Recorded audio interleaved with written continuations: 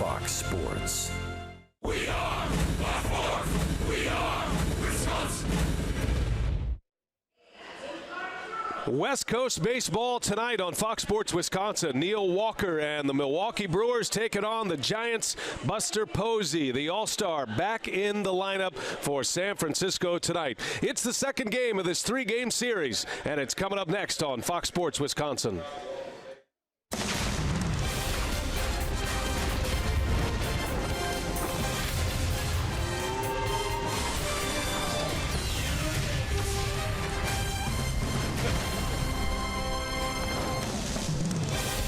Thanks for staying up late with us tonight. West Coast baseball from San Francisco continues from AT Park, the beautiful home of the Giants. Tonight, the Brewers and the Giants for Game 2 of this three-game series. Brewers trying to get back in the win column, and they'll give the ball to Jimmy Nelson tonight. He'll match up against Jeff Samardzija, two hard-throwing right-handers squaring off in the city by the bay this evening. And hi, everybody. We welcome you from AT Park in San Francisco. Great to have you with us tonight. Alongside Bill Schroeder, I'm Brian Anderson. We'll hear from Sophia Minard in just a little bit.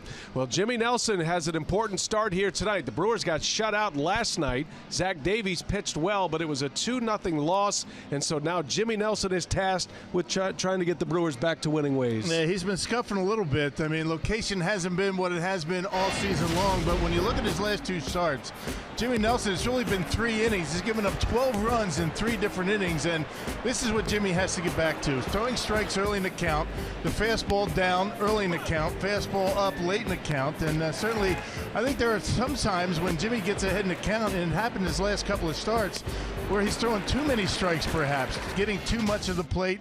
He needs to get ahead in the count, get guys to chase, and we'll see what happens from there. Well, you look at his last 2 starts, that is a very high ERA. Remember, that was a 9 earned run game in that mix as well. So Nelson, he's had very few bumps in the road all season long. His previous 8 leading up to those last 2 were stellar, and he has emerged as one of the best pitchers in that Brewers rotation. We'll talk Samardzija next. We got our pitcher in residence standing by in our Fox Sports Wisconsin studio. We'll hear from Jeff and Jerry Augustine on Jeff Samardzija right after this.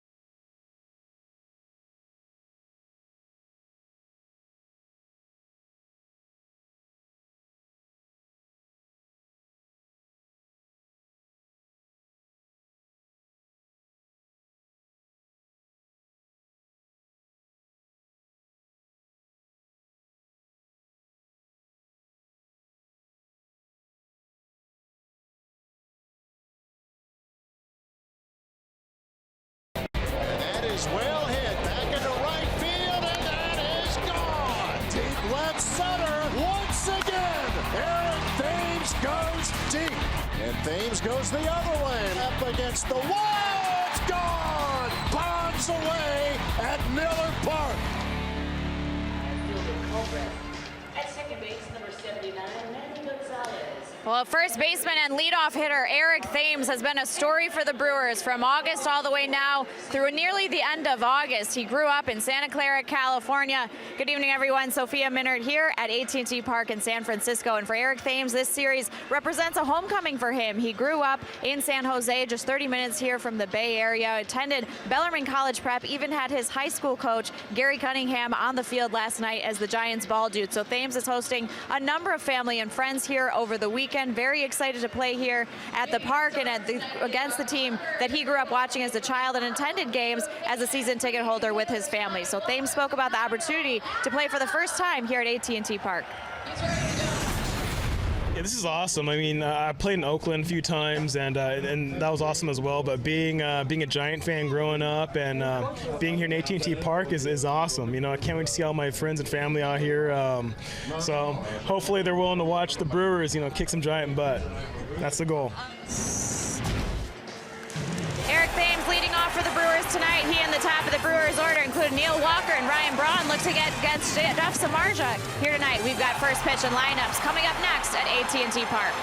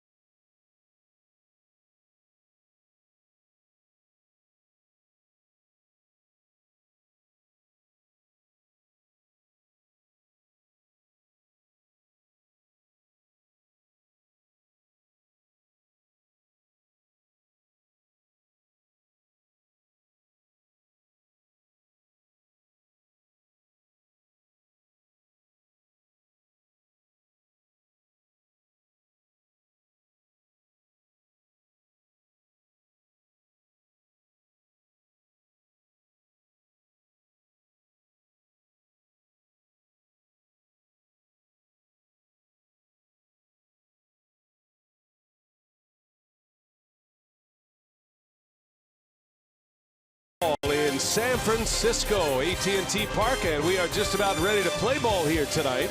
Brewers baseball on Fox Sports Wisconsin is presented by Potawatomi Hotel and Casino.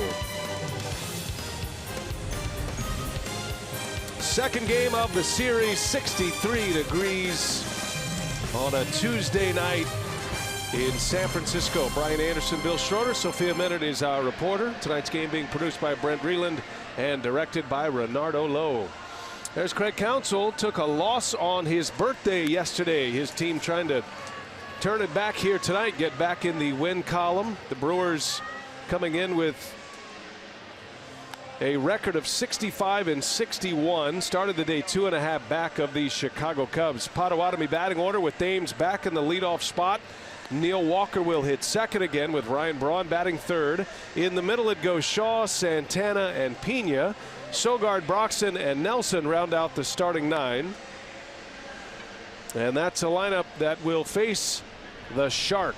Jeff Samardzija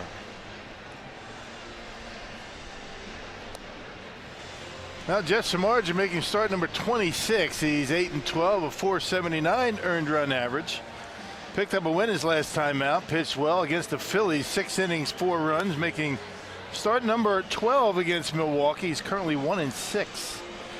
Although he did pick up a win against Milwaukee against the Brewers at Miller Park last time. 7 2/3 innings, 1 earned run, and Samardzija's been throwing the baseball pretty well this year. Now let's check out the Menards defense for the San Francisco Giants, the 4th best defense in the National League. They've committed only 67 errors. You got Parker, Span, and Hernandez.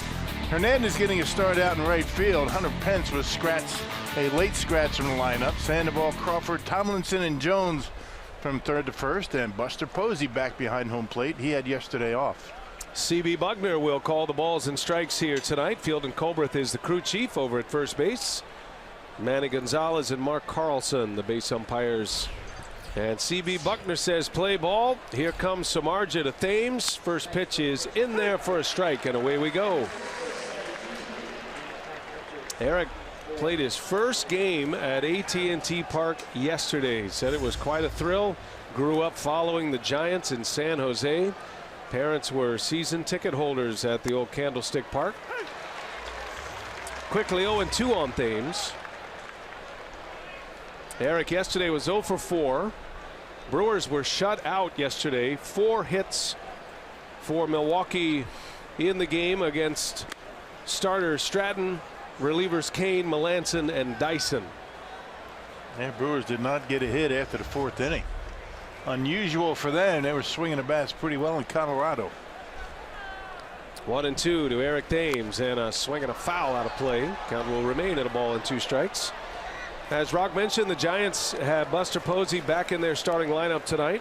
He was not in there last night, but a late scratch about an hour before game time. Hunter Pence is out of tonight's game with hamstring problems. He spent time on the disabled list with hamstring problems earlier in the year. There's a swing and a miss. Thames strikes out, and that's how the night begins for Jeff Samardzija. Yeah, strikeouts are a big deal for Samardzija. He's currently 7th in the National League with now 167 punch outs, averaging a little over 9 strikeouts per 9 innings. Doesn't walk anybody, gets a lot of strikeouts, and he has really started to come into his own as a starter. Doesn't throw as hard as he used to, but throwing to his spots pretty well. Here's Neil Walker now. Again, batting in the 2nd spot in the order. Council's been toying with this Thames-Walker combo at the top of the batting order, 1 and 2 ahead of Braun. Last night, Walker had 1 of the 4 hits, was 1 for 3 last night. Also drew a walk in last night's game.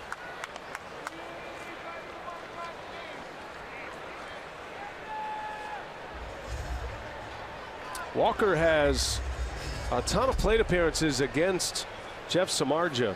Matter of fact, he has more plate appearances than any other Brewer. 32 at-bats career against Samardzija. Walker has not hit him well throughout his career, just 6 for 32. However, 2 home runs in that group of 6 hits for Neil Walker. Yeah, these 2 guys locked up against each other quite a bit. Walker is a Pirate, Samardzija is a Cub. Had a chance to visit with Neil earlier today in the Brewers clubhouse. He is so excited to be in Milwaukee. Brewers acquired him from the Mets in an August trade earlier this month. After he cleared waivers, they were able to do that deal, and Walker's been a terrific impact player for the Brewers since he has arrived. This is his 8th game in Milwaukee. He has 10 hits. Overall, he's sitting on a 9-game hitting streak going back to his final 2 games as a member of the Mets. Yeah, swinging the bat well from both sides of the plate. Normally a much better left-handed hitter, but he's had a couple of hits right-handed against lefties. Yeah, Walker in the air to center field. Those usually go to die here in San Francisco. Bernard Span puts it away for out number 2.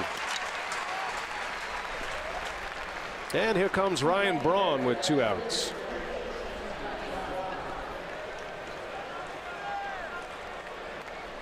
Yeah, blowing on the hands. Hard to think about that in the month of August, but that's the typical weather pattern here in San Francisco. Cool temperatures this time of the calendar. Yeah, temperatures during the day in the 60s. Always a little bit cooler here. Always a breeze.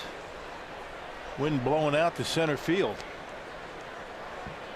Giants will still have a sellout tonight. Not sure they'll all show up here this evening, but they're on a sellout streak right now as Braun takes strike one.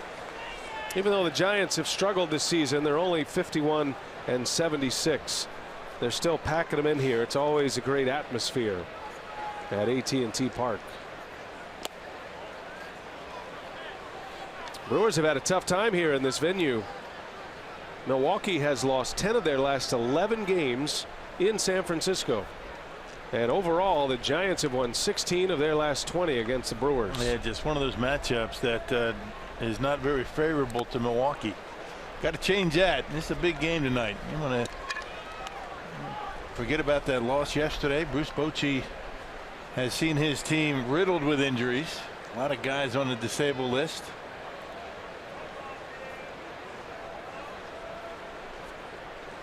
Two balls and a strike on Braun. 13 homers, 39 RBIs coming into play today. And Ryan on the ground to short. Nice play. Crawford, he spins, he throws in time for the out. Boy, what a play that was. Brandon Crawford takes a hit away from Ryan Braun, and it's a 1-2-3 inning for Samardzija.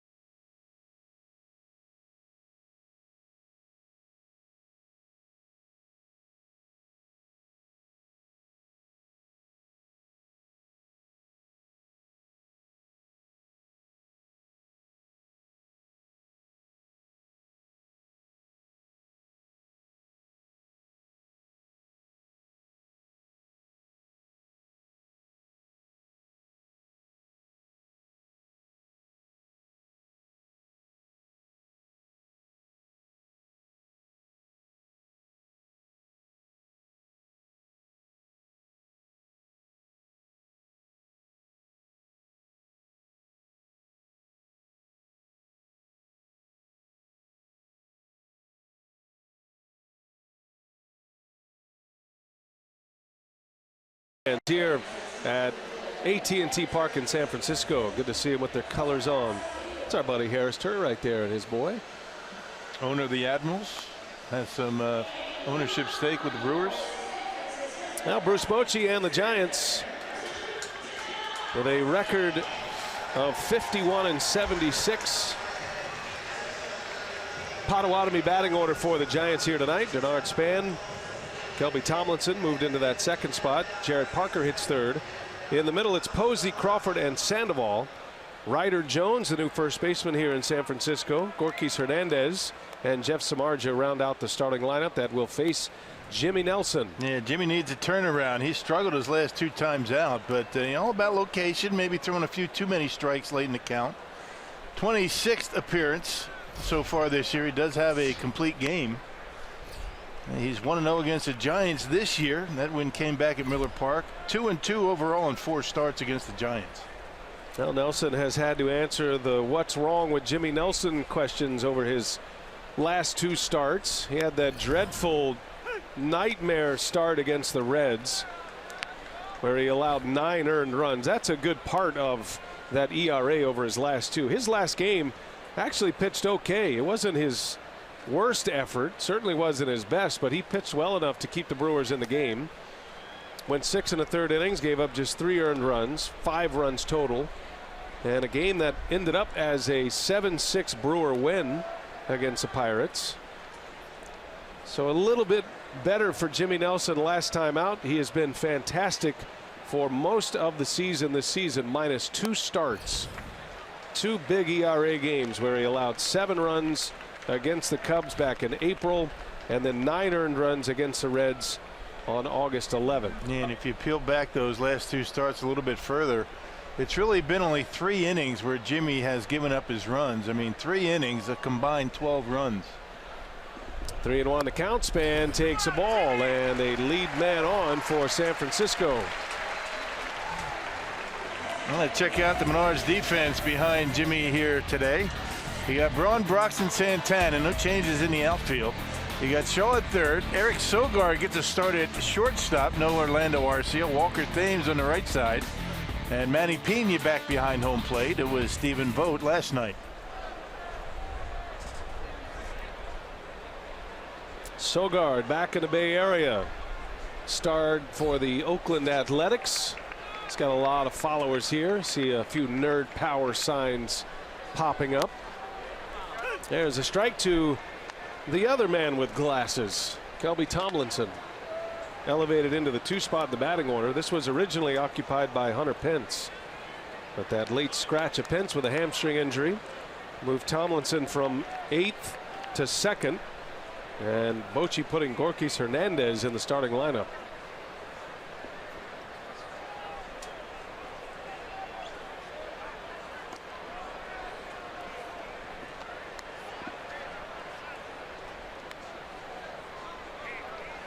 Tomlinson comes in batting .246 on the year for the Giants.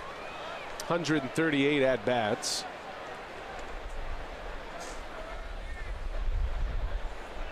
And a couple of big bats out of the lineup for the Giants. Joe Panic, one of them, giving an opportunity for Tomlinson.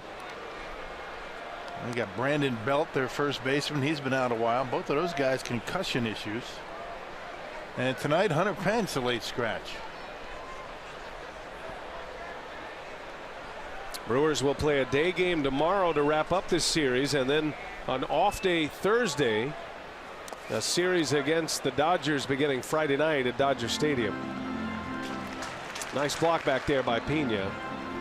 Keeps the double play intact. Nelson fighting his mechanics a little bit to start this game. He's a little bit awry with his deliveries to the plate. Man, location an issue his last 2 times out. And still throwing strikes, but getting a little bit too much of the plate, even when he's been ahead in the count. And a little tapper foul. 1 ball, 2 strikes the count. Tomlinson's been bouncing up and down between the Giants AAA team and their big league team here in San Francisco. 78th game in the major leagues this year for Tomlinson. We've seen him the last 2 seasons in the majors, starting in the 2015 season, and he's proven he can hit a little bit. His first year in the big leagues hit .303, 54 games that year, and then he bounced back last year, hit .292.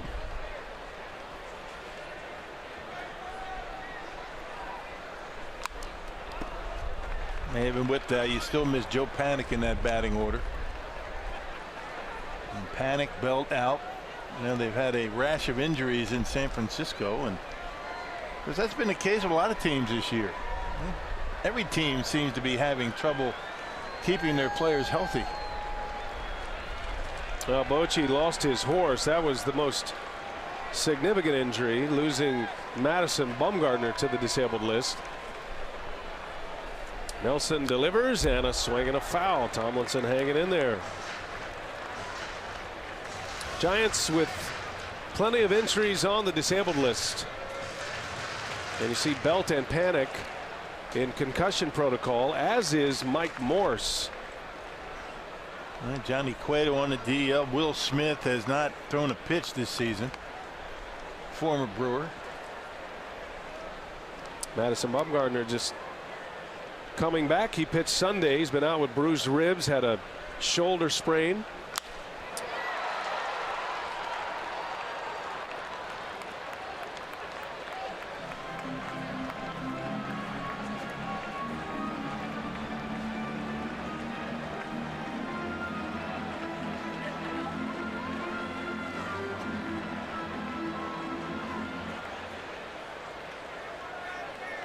Nelson with a leadoff walk in a battle here with Kelby Tomlinson. Span with a good lead at first, stays put. Tomlinson takes a ball down and away. That's a slider from Nelson. And that's where you want it with on a 1-2 count. You don't want to be hanging it up there. It doesn't have to be a strike in a 1-2 count. And Jimmy has gotten some swings on that this year. Sometimes it could be said that a guy could throw too many strikes, especially when it doesn't need to. Pitch number 8 of the at-bat coming. And a swing and a foul. Tomlinson is hanging tough. Nelson cannot shake him. Tomlinson's been a hot hitter lately. One of the reasons Bochy's had him in the lineup. He's got 9 hits in his last 8 games.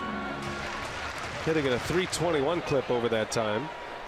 Giants have actually played a lot better since the All-Star break. Bumgarner returned in mid-July, and that has settled him down.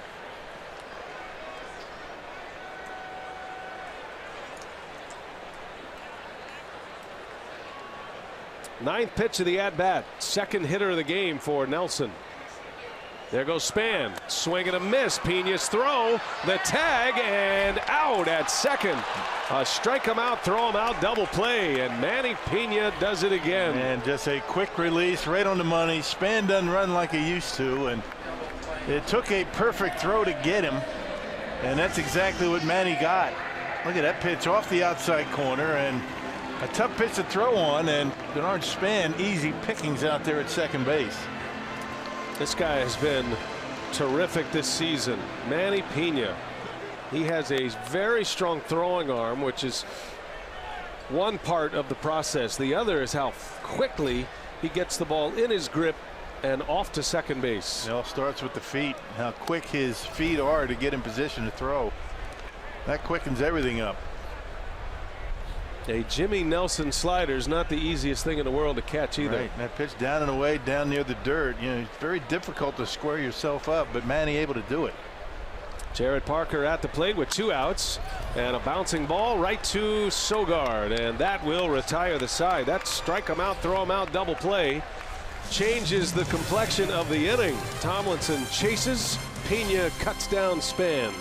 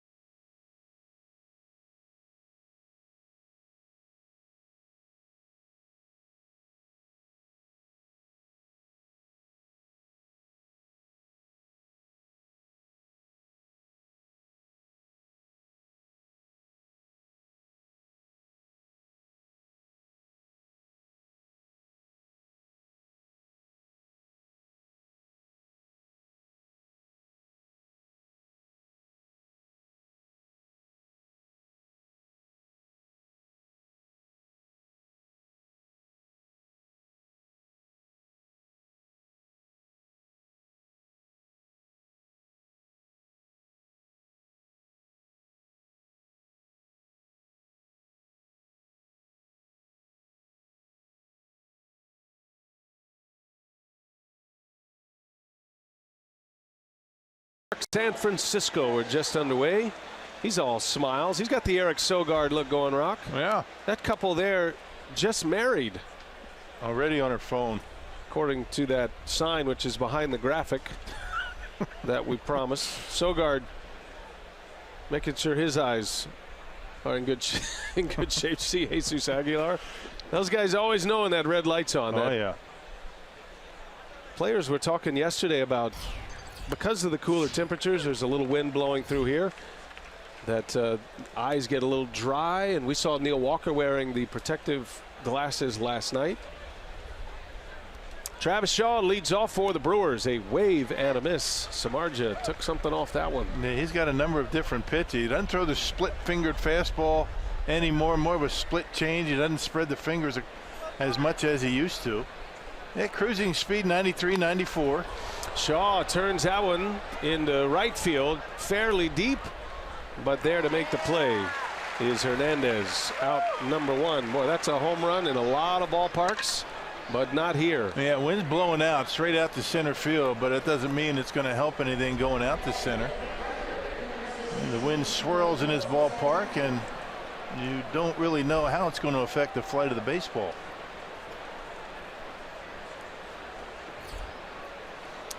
Domingo Santana now with one away.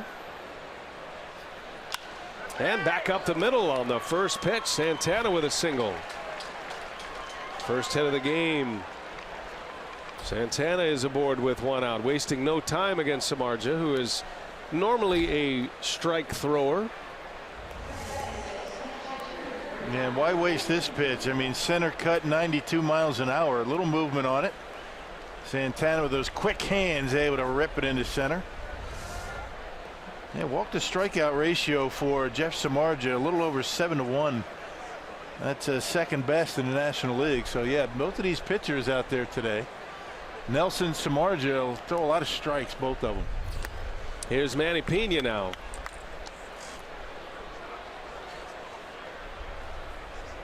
We're keeping an eye on the Cubs and Reds tonight. That game has moved to the 8th inning. And at one point, the Reds had a 6-3 lead over the Cubs. But Chicago, with back-to-back 4-run innings, they now lead at 12-6. Cubs have had the knack for the comeback here lately as the Brewers are trying to keep pace with Chicago. 2.5 games is the separation to start play today. Well, that Reds pitching staff has really scuffled this year.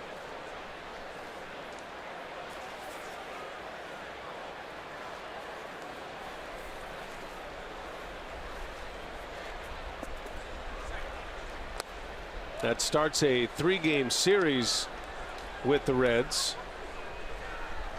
This is a key week for Milwaukee. 2.5 back. They are 4 back in the loss column.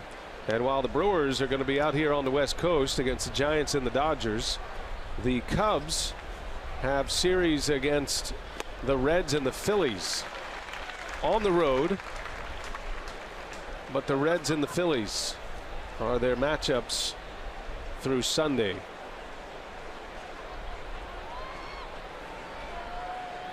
Brewers still face the Cubs 7 times. Yeah, which is good when you're trying to chase them down. Samardzija, a 2-2 count on Pena. In the air, right field.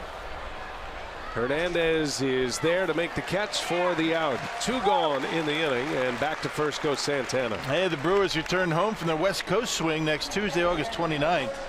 And the crew will kick off their homestand with a pivotal 2-game series against Yadier Molina and the division rival St. Louis Cardinals. Secure your tickets today at Brewers.com. 2 gone, runner at first. Here comes Eric Sogard. Orlando Arcia has been dealing with back spasms. Knocked him out of 2 games last week. He did play at all 3 games in Colorado.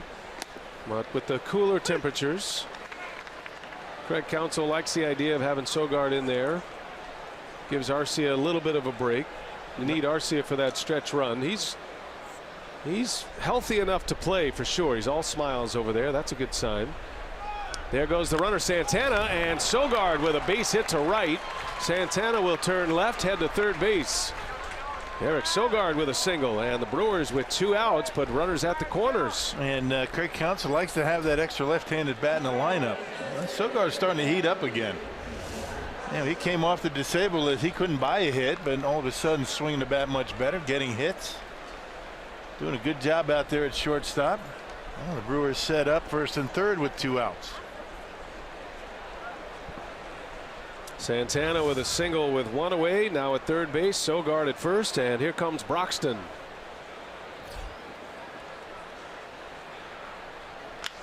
First pitch swinging, foul ball.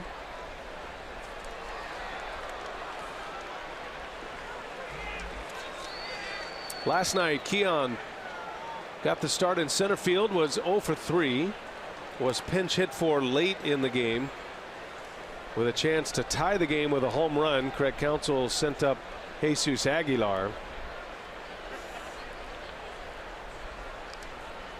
Brewers trying to strike first here tonight. Samardzija checks on Sogard. Yeah, Keon red hot coming into the road trip. Had a good series against the Rockies. Trying to play the hot hand. And when Broxton gets going, he can carry for a little bit. Broxton with 4 hits on the road trip, including a homer. Those 4 hits coming in Colorado. And a swing and a bullet back up the middle. A base hit for Broxton. In to score is Santana. And the Brewers able to manufacture a run here in the second inning. Yep, a hit with a runner in scoring position. The Brewers in that department last night 0 for 5. Now cash in on their first opportunity tonight. Well, that's a welcome sight for the Brewers offense. And there it is, the slider. It stayed up in the zone, and Keon didn't try and pull it. Went right with it. Now the Brewers with a couple of 2-out singles to get on top. That was a very similar swing and result as his 2 RBI single in Colorado that helped the Brewers put the game away on Sunday. And you like to see that from Keon. He's got plenty of pop to hit it out of any ballpark. That doesn't have to overswing. He's got that leverage and that bat speed. He went 2 strikes. You shorten up a little bit. Ball still fly. Those are maddening for a pitcher too. You're facing a batter, an 8th place hitter with 2 outs. Chance to get out of the inning. Now a base hit, and now the pitcher spot can be cleared as Nelson falls behind 0-2.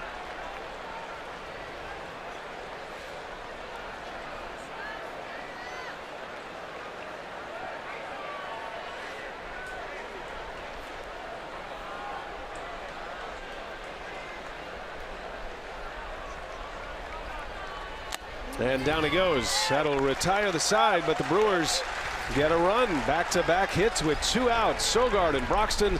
Keon drives home number 48 of the season. And the Brewers are on the board first here tonight and on the board for the first time in San Francisco.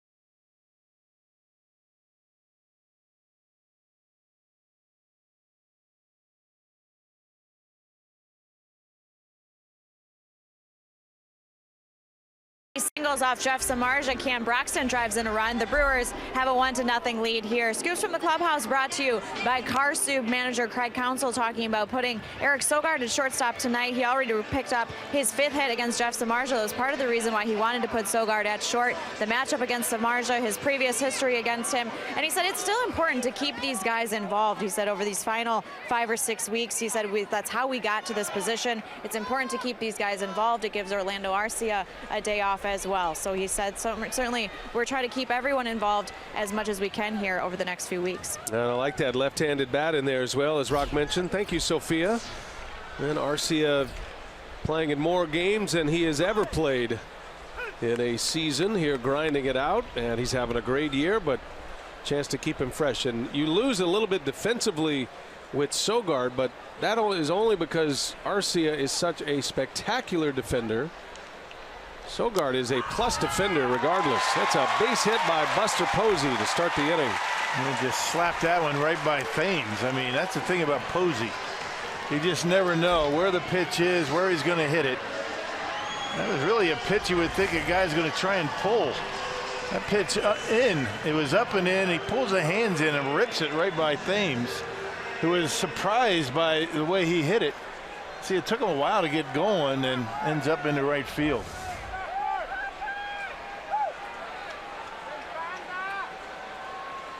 Posey not in the lineup yesterday, a little nicked up over the weekend against the Phillies. Back in there tonight, and it's a lead man on for the 2nd consecutive inning against Jimmy Nelson. Here is Brandon Crawford now. He takes a strike. You notice that pitch by Jimmy was supposed to be away, ended up and in. So the location a bit of an issue for Jimmy his last few times out. And throughout the season it has been spot on. Crawford hurt the Brewers last night with a double, drove in the first run of the game. Turned out to be all the Giants would need last night. In the air, slicing foul late on that 97-mile-an-hour fastball by Jimmy Nelson. Yeah, the only 2 runs in the game coming in the 4th inning for the Giants.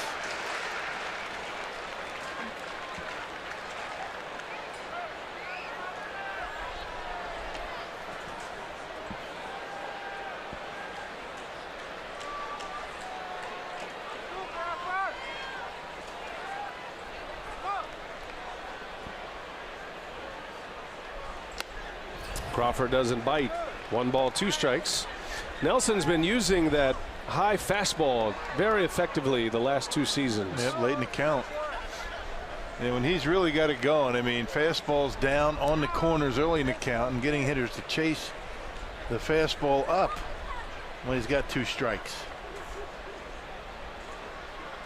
Brewers set up to turn 2. It's the other part of Nelson's game. He has the velocity to pitch up in the strike zone, and he still has that power sinker and the slider. He does get a lot of ground balls when he's right. And he's got that curveball working. That's a double whammy to the hitter. Just another pitch to be aware of. A strike him out, throw him out double play helped him in the 1st inning. Nelson, there's that sinker, and Crawford is late. Boy, he is really throwing hard tonight. Nelson is cranking it up a couple of notches against the Giants. He's normally sitting in the 94, 95 range as his cruising speed with that 2-seamer, but he's hit 97 twice in this inning. Yeah, 97 and the curveball at 85.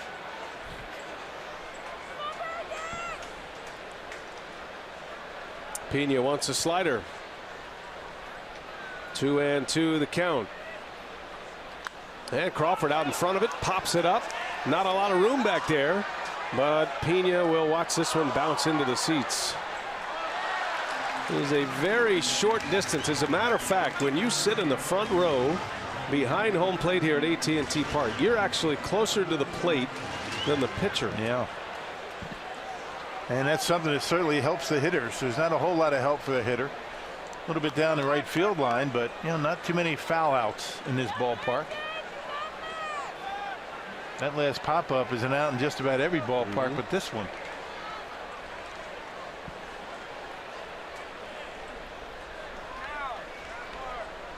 Now Nelson went through every pitch he has. He settles back on the slider. 2-2 the count. And he missed with it. Shook off an inside fastball, an outside fastball, curveball, changeup, shook them all off. Yeah, just kind of spun up there. A lot of pitches he's missing up and away to Crawford. Yeah, what was once an 0-2 count is now a 3-2 count. Posey at first. He starts the inning with a single.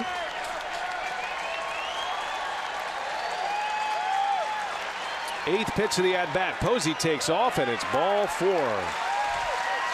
2 on, nobody out to start the inning. I'm going to try to throw another slider, 89 miles an hour, just spinning up there, not much break on it. Yeah, walks normally not an issue for Nelson. He's got a very good walk to strikeout ratio, just like Samardzija, but already 2 walks in the game.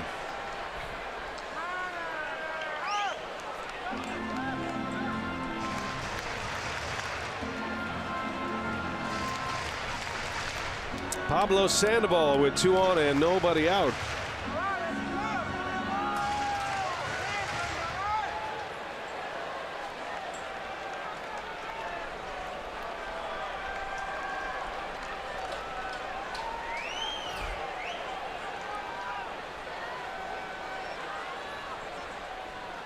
Swing and a miss. Fastball from Nelson. Yeah, right in his wheelhouse, down and in. First couple of years Nelson was in the big leagues. He fought his command. He hit a lot of batters. Matter of fact, last year and 2015, the last 2 seasons, he's led the majors in hit batters. Hit 17 batters last year. But his walk ratio, his walks per 9 are down, nearly cut in half. 2.3 walks per 9 innings. His strikeouts are up by 3 per 9. He has struck out 10 batters per 9 innings on average this year. Yeah, I mean, he's getting ahead in the count and having hitters chase out of the zone. 4.5 to 1 strikeouts to walks is his ratio. But he's fallen behind Sandoval. He's had a lot of deep counts already. He's walked 2, given up a hit. Strikeout to walk ratio leaders. Kershaw's at the top, and then you have 2 of the top 5 matching up in this game tonight. Samardzija and Nelson. 2-1. Count evens at 2-2. Yeah, Jimmy Nelson currently 5th in the NL in strikeouts. So only one way you get the strikeouts, that's getting ahead in the count and getting hitters to chase your pitch.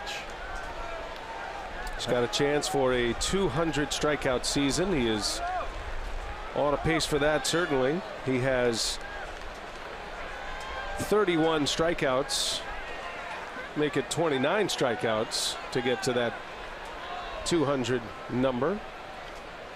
A swing and a miss. There's a strikeout on Sandoval, and Nelson goes up the ladder this time.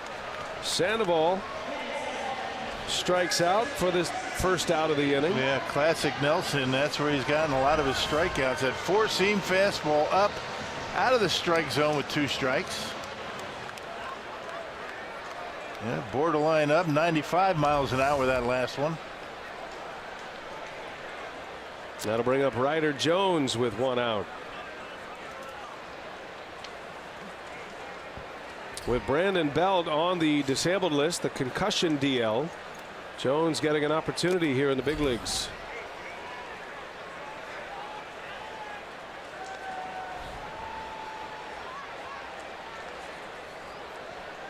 Did have a hit last night.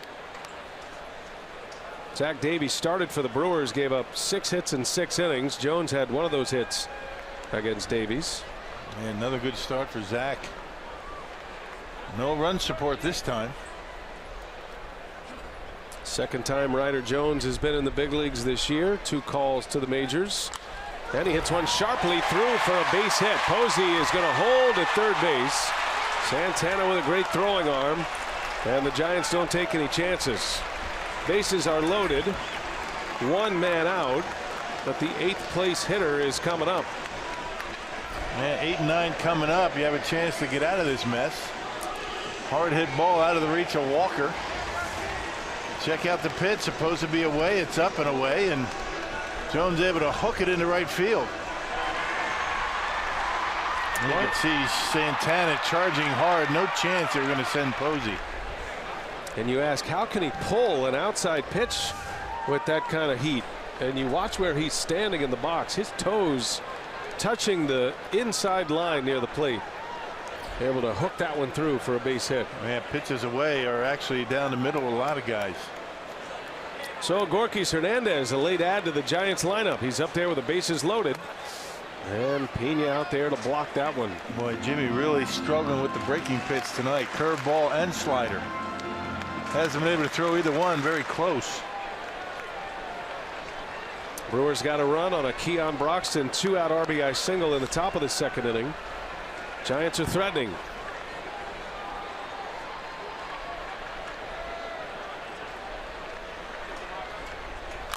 Little tapper over the head of Nelson. Sogard barehands it. Everybody safe.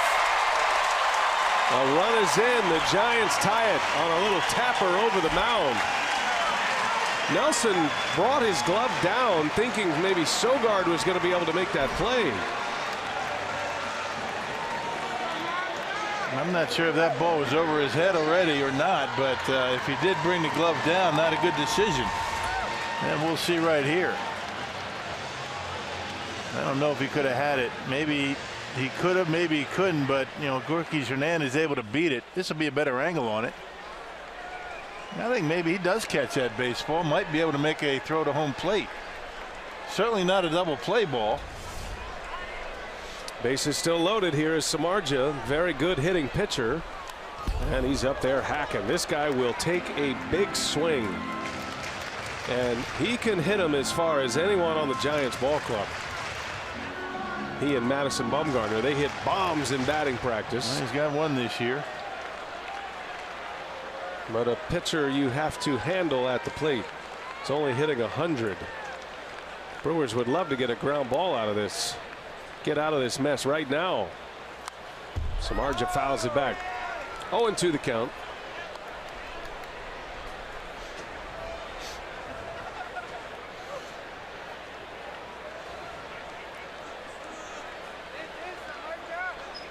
Brewers get a run. Giants quickly tie it up, and they are threatening for a big inning. Still only one man out.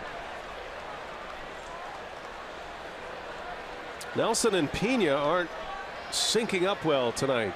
A lot of shakeoffs from Jimmy. 0-2 pitch, and he got him. Strikes him out on a slider. And that's what Jimmy wanted. And normally, if a catcher and pitcher don't agree, it's always the pitcher's choice. You have to give in. You're calling a game behind home plate. Give in to the pitcher. Most times, Jimmy won out there. I tell you, Rock, I mean, we watch this every night. That looks like just a strikeout in the books with the bases loaded. But how about that block by Pena right there? Quick feet. That was a pretty good march outside, and he was able to smother it. There are routine block pitches, and then there are those like that. Yeah. Well, and you have to anticipate. I mean, he realizes that the slider for Nelson has been way off the corner. He's ready to dart that way, even before the pitch is thrown. Span a little bouncer to second base. Walker's got to hurry it. Does so, and that will retire the side. A strikeout and a ground out gets Nelson out of a bases loaded mess. Giants score, and we're all tied at 1 in San Francisco.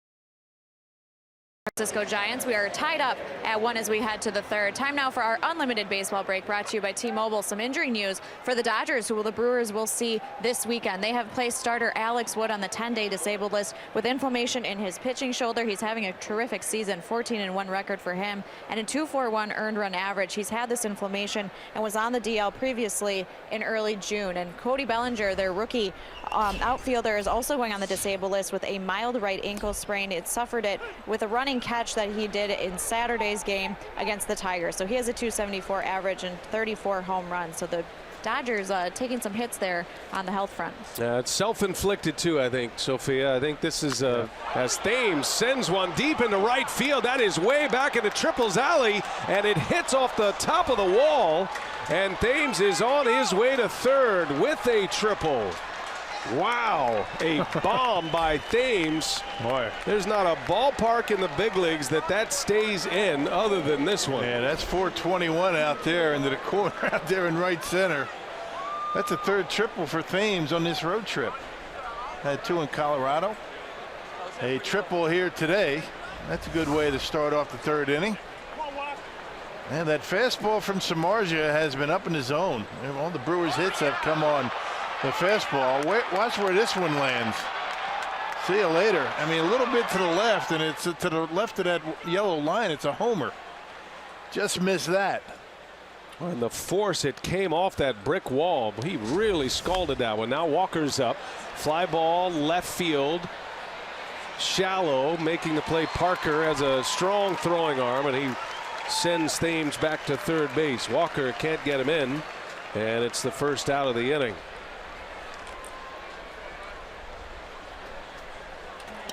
Yeah, the Dodgers situation, I mean, they are, it seems, very calculated. They're putting players on the 10-day DL, give them a little break before they get into the final stretch. They're going to win their division going away. But you see guys like Yu Darvish, Cody Bellinger. These are players that are going to be back. Kershaw's coming back as well. He's in a minor league rehab setting. And Alex Wood, it's just a, if you're a Dodger fan, I wouldn't worry 1 second about the health of the Dodgers. I don't think they are. And I think that this 10-day DL is, you know, it's easy to have a guy put on that DL, even if it's kind of questionable. And I think if the Dodgers were, you know, in a pennant race and wasn't such a blowout in that Western Division, these guys would be playing. Well, the Dodgers open play today 20.5 games ahead of the Rockies. They've already eliminated the Giants from a division title. Runner at third for Ryan Braun, who takes a strike from Samardzija. 1-1 to count. I mean, it's amazing how many teams are using that 10-day disabled list. And the Giants have so much, or rather the Dodgers have so much depth, but those are names that the Brewers will not see in Los Angeles, and not going to have to face Wood and Kershaw. Don't see Bellinger. Braun pops it up in the infield. Boy, not good by the Brewers offense. Leadoff triple. Walker a shallow fly ball to left, and now Braun a pop up in the infield. Yeah, it looked like a breaking ball, and Brawny jammed on it. And now it might require a 2-out hit to get a run in. Here comes Travis Shaw.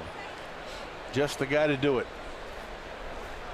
Brewers got a 2-out RBI single by Broxton last inning.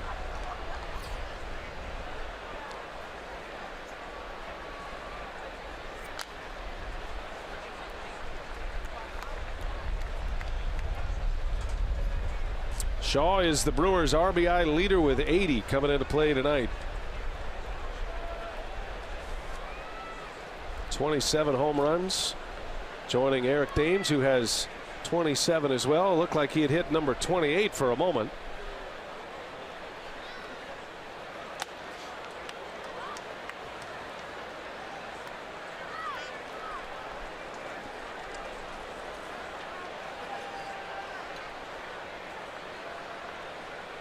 Very limited action against this pitcher for Shaw. He's 0 for 4 in his career against Samardzija. Look out. Almost hit him. 2 balls, 1 strike on Travis Shaw. Santana would hit next. Shaw trying to get him to the plate.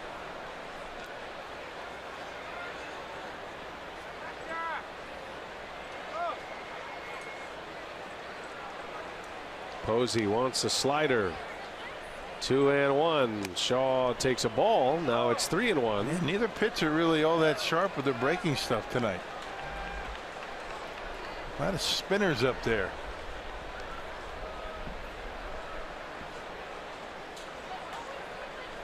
Let's see what he has in mind here. 3 balls and a strike. Hitters count for Shaw with Thames at third. And Travis breaks his bat. Nice easy hop for Sandoval. And that will retire the side. Brewers get a leadoff triple. A 420-foot triple. Cannot score.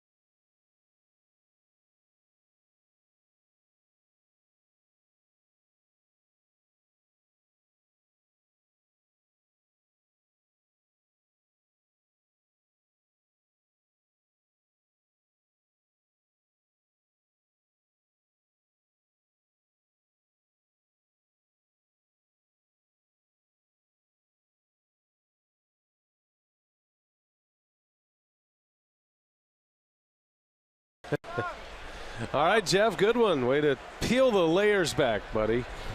Always good to hear Jeff Grayson. He's about 4 more cups of coffee into his normal routine on the West Coast games. Yeah, Rock, he's so a night owl. You understand. So is Augie. Nelson back to work, starting his 3rd inning now. Denard Span made the final out of the 2nd inning. Giants had the bases loaded. Did score 1 last inning to tie the game. Brewers just let a leadoff triple go by. Tomlinson a swing and a miss. 0-2 the count. Nelson might have found his slider. Yeah. In that at bat against the pitcher Samardzija last inning. Yeah, that last one, a nice crisp slider. Yeah, from Jimmy. 0-2 the count on the 2-hole hitter today for the Giants. Tomlinson doesn't bite on this one, but he put it right where he wanted it, looked like. That's exactly where you want it. Don't need to throw it for a strike. He struck him out his first time up on a slider off the plate.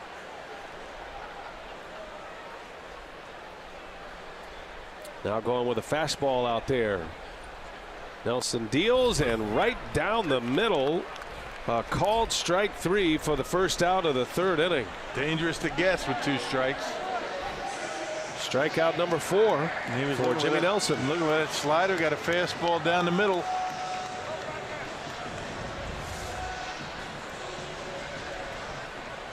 Yep, curveballs, sliders, and finally getting him on a fastball down the middle. Well, if he's found his command, he can be a lockdown pitcher. Drops a little breaking ball there, missed with it, close pitch. Jared Parker at the plate, grounded to short his first time up.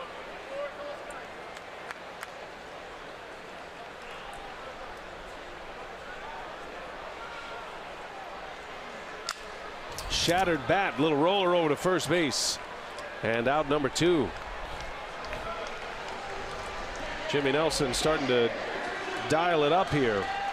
I'll tell you, Rock, I think that at bat against Samardzija, remember he shook off 4 pitches that Pena put down. He put everything down but the slider. Jimmy shook off every one of them. He finally settled on the slider, threw a good one, got a strikeout, and it all changed at that point. And maybe just trying to figure out the grip today. And now, when's the last time the Brewers played in weather like this? You know, cool, it's in the 60s, a little bit of wind, maybe that baseball, you know, gets a little slick. You got to figure out, you know, the spin, the grip, maybe a little bit different. Buster Posey had a base hit in the second. He scored the lone Giants run. Led off last inning with a single. And Nelson misses up high, ball 2. Posey's not one that will bite on that high fastball. One of the best hitters in the game. Man, one of the few guys that has more walks than strikeouts this year. Posey comes into play today 5th in the league in batting average at .321. There's a strike. Fastball. Yeah, with all the injuries, does it surprise you that he hasn't walked more?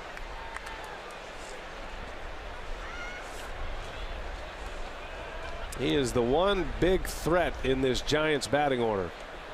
And he's up there with 2 outs and nobody on. 3-1 now. And Posey's only walked 53 times and has only 49 strikeouts. His on base percentage is .410.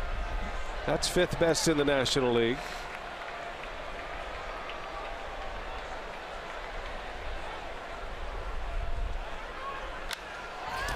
In the air, center field. Chase that high fastball. Broxton is under it, and Jimmy Nelson, an impressive 3 up, 3 down, 3rd inning. Maybe Jimmy is getting back on track here in San Francisco.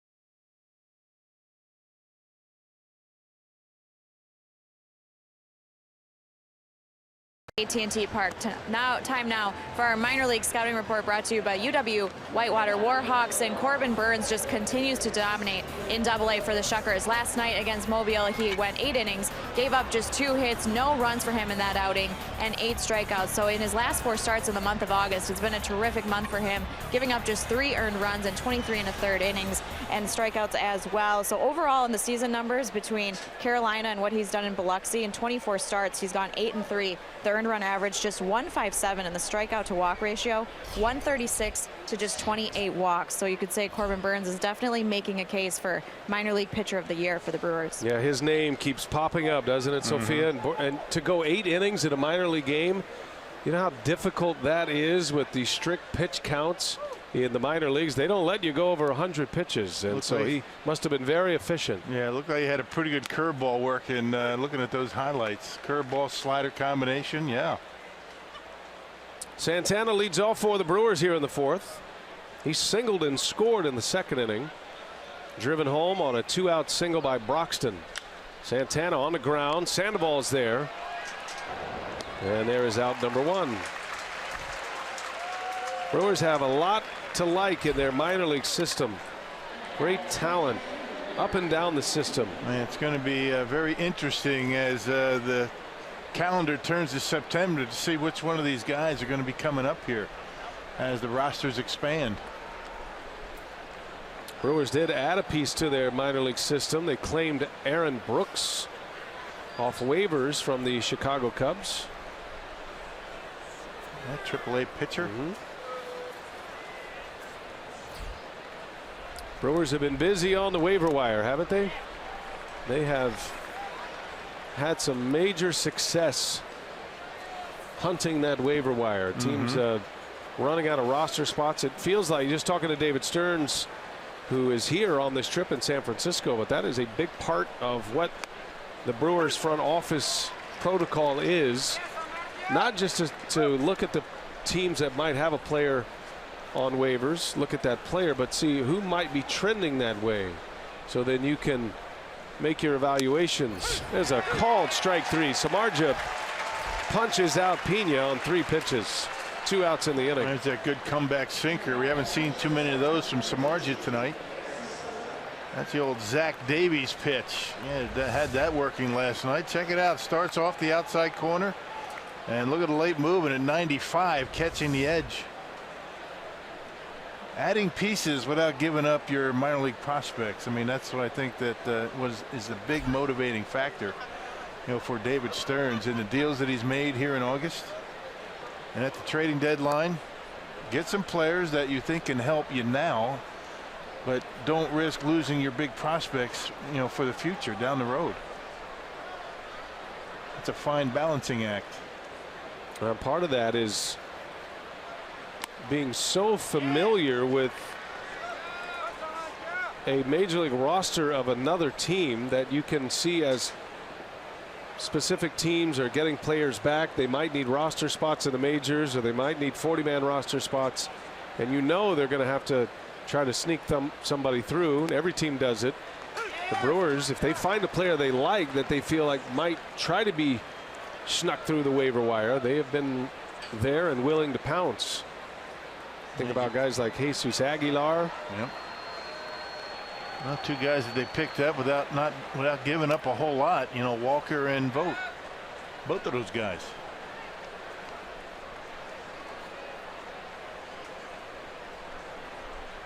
Vogt got a start last night. He's had a couple of starts since coming back from the disabled list. He missed a month with a knee injury. Sogard takes a ball high, and the count 3-2 now. Eric singled his last time up. He set up that run producing hit by Broxton. Extended the inning in the second inning.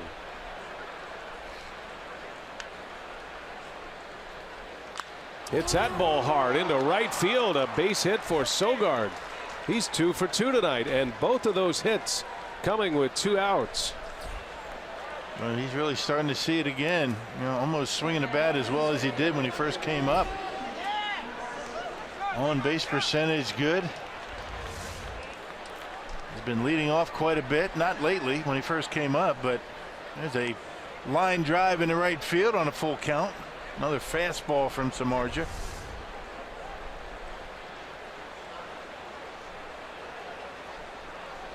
Well, Keon Broxton is up there again. This time 2 outs, runner at first base. Broxton with 20 homers this year.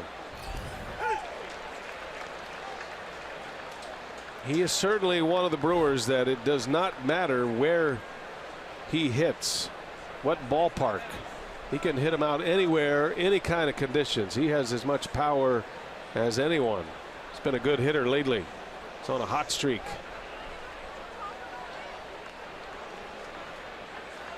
Took the collar last night, 0 for 3, but he's come right back tonight with 2 hits.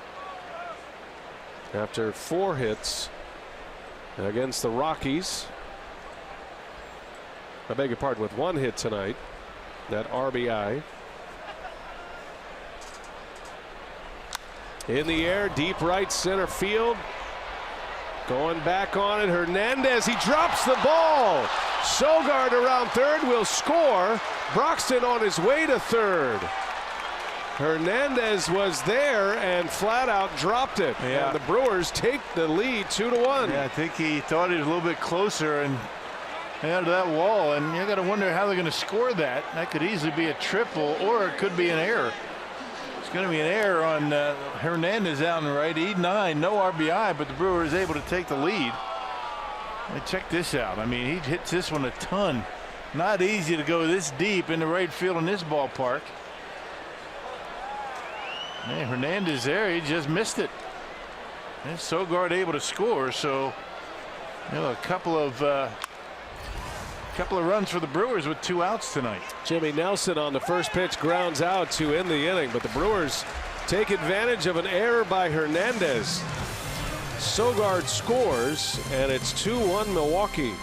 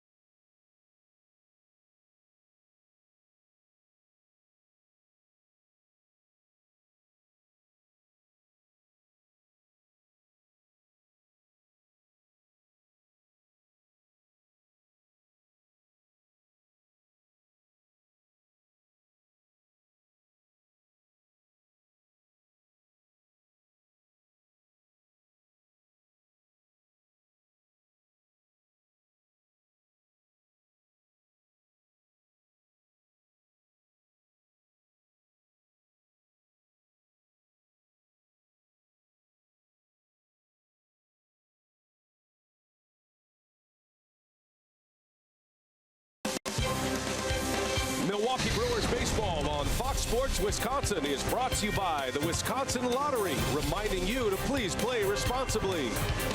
And by Toyota, let's go places.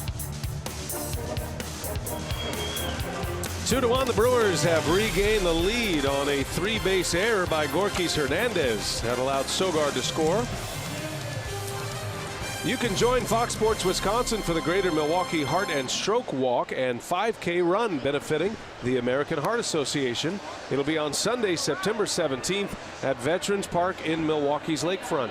For additional details, visit foxsportswisconsin.com/events. Cool night in San Francisco in August.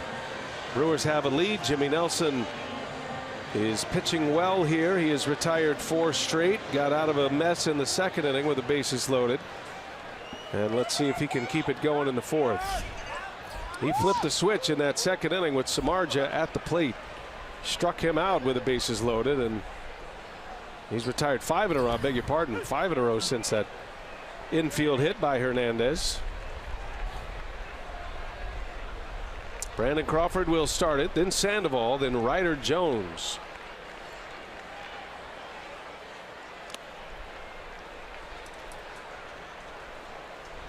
It's been basically fastball slider tonight for Jimmy.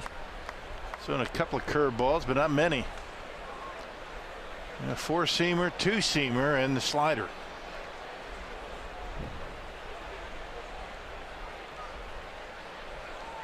One ball, one strike, and a swing and a foul.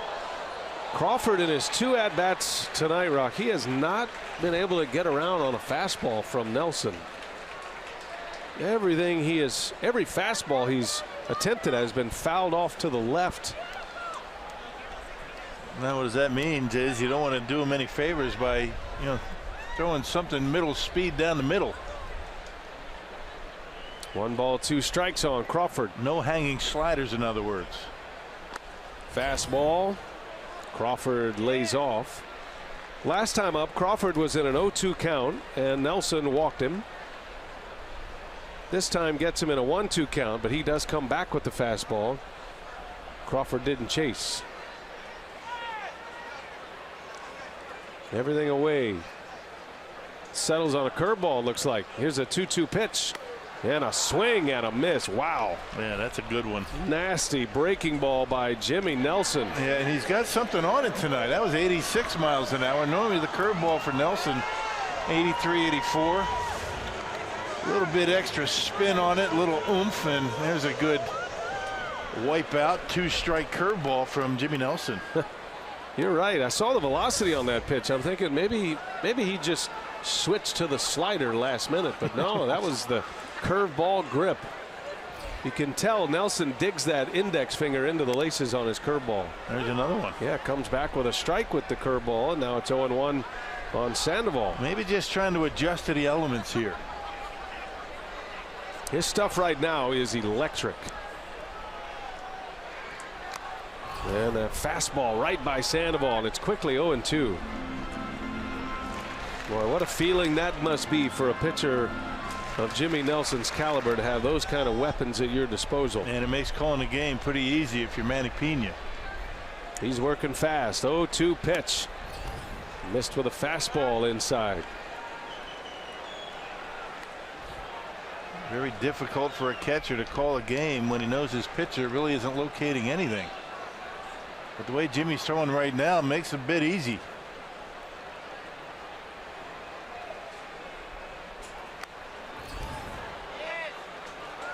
Two and 2 now on Sandoval.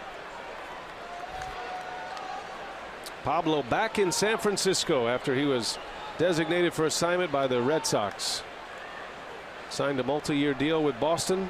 That went very poorly there. And is back in a place he is extremely comfortable and still a fan favorite. Reaches down and punches one foul. How does he even make contact with that pitch? Hit a double on a ball just like that last night down the left field line. You never know where the ball is going to end up. He's a modern day Yogi Berra. Yeah, they say, those guys are a bad ball hitter, good bad ball hitter. Look at that. That ball about 6 inches off the ground. The old saying, what's the hitting zone for Sandoval? Nose to the toes.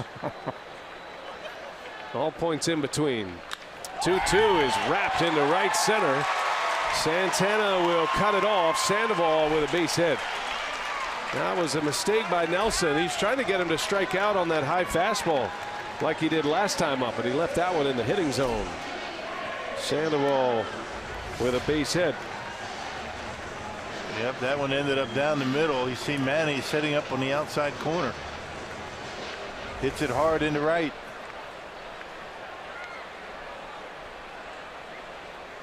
That game, pitch by pitch, at bat to at bat between pitcher and batter. It's the most fascinating part of this game.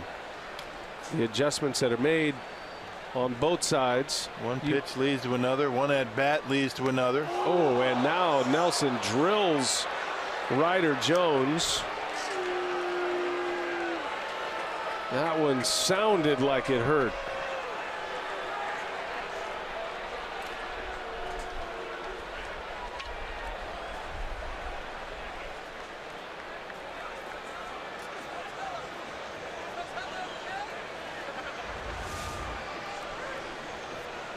Oh, right on the knee. Yeah. Yikes. And right when the leg hits, got him right on the front one. That when that stiff knee like that, no give. That's a slider. Just below the knee. He was fortunate. If that goes off the kneecap, he's got some problems. Well, suddenly Nelson, who was cruising along, having retired 6 straight, is allowed a 2-strike single to Sandoval, and now hit batter to Jones. 2 on, 1 away. Gorkys Hernandez at the plate. Jones is not comfortable over there at first base. That knee is barking right now.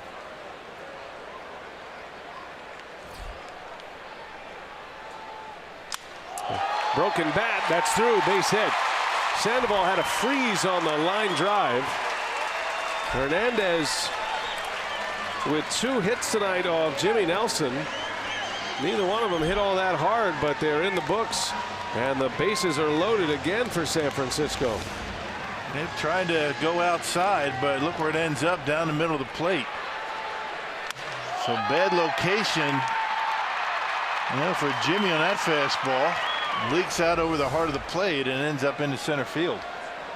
Second inning tonight. Nelson is faced with a bases loaded situation. 1 out. The pitcher Samardzija at the plate.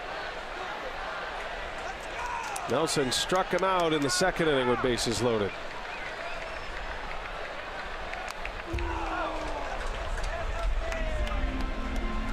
And not where you want to leave a slider to a pitcher up there.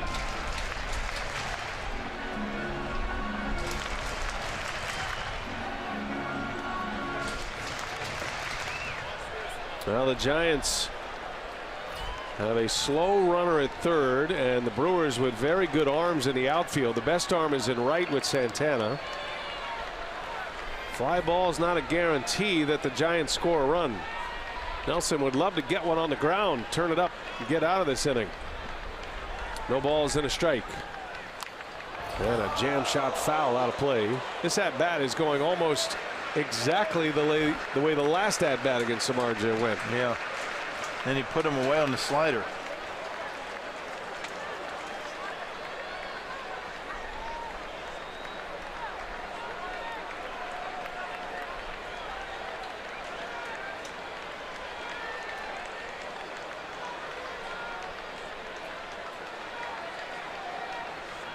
Gonna try it again. Gotta watch Pena behind the plate in case it's in the dirt. Oh, it's a fastball and a called strike 3. Down he goes. Samardzija strikes out looking this time. Strikeout number 6 for Jimmy Nelson. Yeah, it looked like a pretty good pitch on the outside corner. Manny Pena wants it out there. Look where it ends up, right on the edge at 95. Not going to do much with that. Yeah, good pitch, big out. Top of the order coming up, Denard Span. He swung at the first pitch his last time up with bases loaded and grounded out. Walked in the first, was caught stealing on a strike him out, throw him out double play.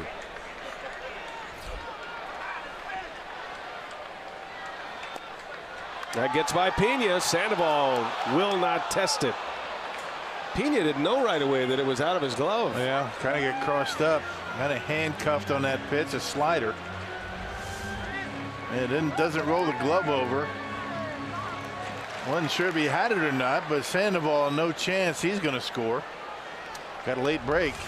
Just stayed there. He's mad at himself. Might have had a chance if he goes right away. Tough read though, huh? Yeah. Got to be sure. Top of the order up.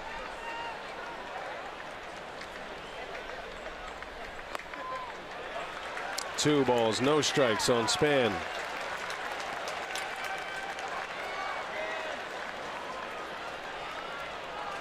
His numbers with the bases loaded.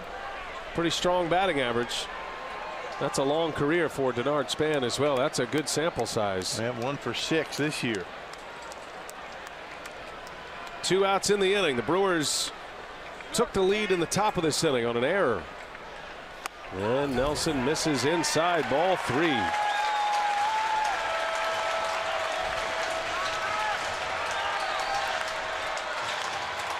That 2-strike single by Sandoval has Nelson spinning a little bit right now. Bases are loaded. Sandoval, Jones, and Hernandez on.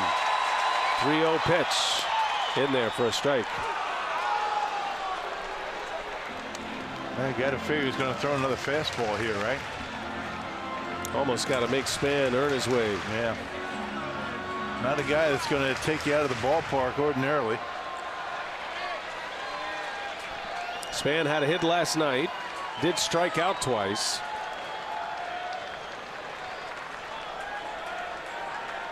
Hitters count 3-1.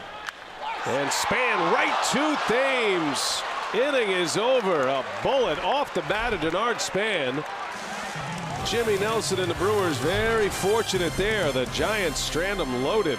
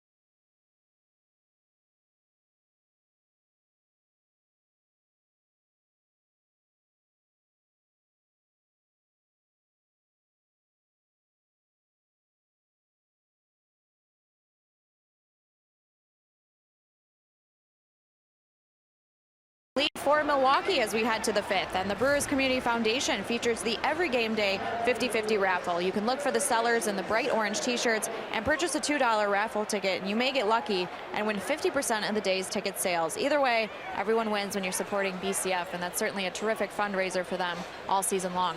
Yes, it is. Thank you, Sophia. Great work by Katina Shaw, Cecilia Gore in the Brewers Community Foundation.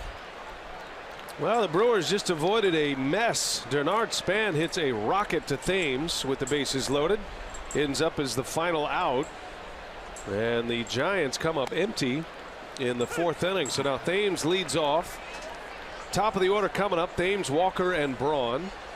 Eric hit a booming triple deep off the right center field fence his last time up. Banged off that brick wall, and you got a great look at why they call it Triples Alley here in San Francisco. Yeah, Thames with his 3rd triple in 5 games. Way back. If it is to the left of that yellow line, it's a home run, but it was just right of that yellow line. Oh, he's got a good swing going tonight. Thames is letting it loose. Nice and easy. He does have that aggressive hack, but when I say nice and easy, I'm talking about the pre-swing setup. Not a lot of movement before he starts that bat at the baseball. Can wait a little bit longer, swing at better pitches. How about a 3-0 count to Denard Span with the bases loaded? End up getting him. On a little routine batted ball over to first base. Right off the end. Can't hit it much harder than that, but that had some velocity off the bat. Yeah. Span, and a bad break for him. Good break for the Brewers. In the air to shallow center field. That's a long run for Span, and he's going to run it down to make the play. Out number 1. By the way, you notice the outfield here. We talked about it last night, but it is a damaged outfield here at AT Park. Players say the turf plays okay, but it does not look well. That was a Lady Gaga concert they had here. Matter of fact, they had 2 concerts. Lady Gaga and a James Taylor concert. James Taylor and Bonnie Raitt on the bill. Yeah. So that's why the outfield grass looks as it does. Beat up. Yeah, guys aren't slipping. It's not loose. But just aesthetics. This has always been a beautiful ballpark. They're perfectly manicured, but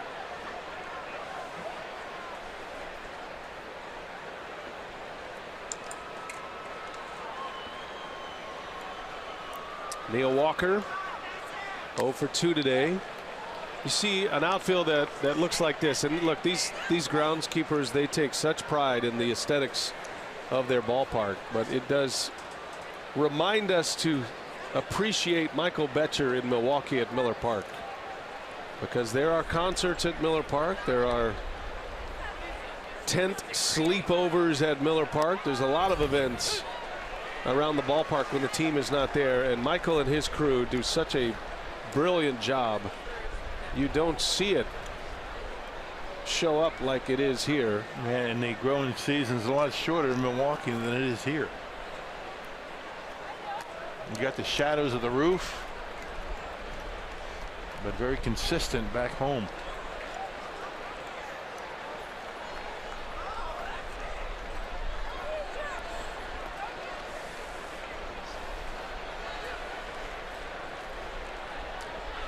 Three balls and a strike on Walker, looking for his first hit of the night.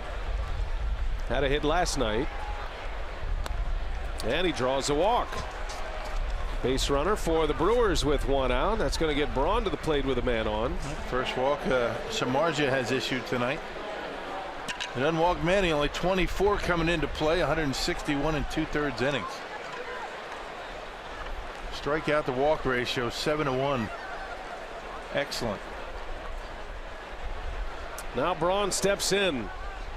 Very frustrating at bat his last time up. He was up with a runner at third and 1 out, and Samardzija jammed him. He had a little pop up in the infield. Don't see Braun let RBI opportunities go by that way. Bouncing ball to second. Tomlinson fires to Crawford, over to first, and a double play to end the inning. That was well done by the Giants. Samardzija faces 3, works around a walk with a 4-6-3 double play.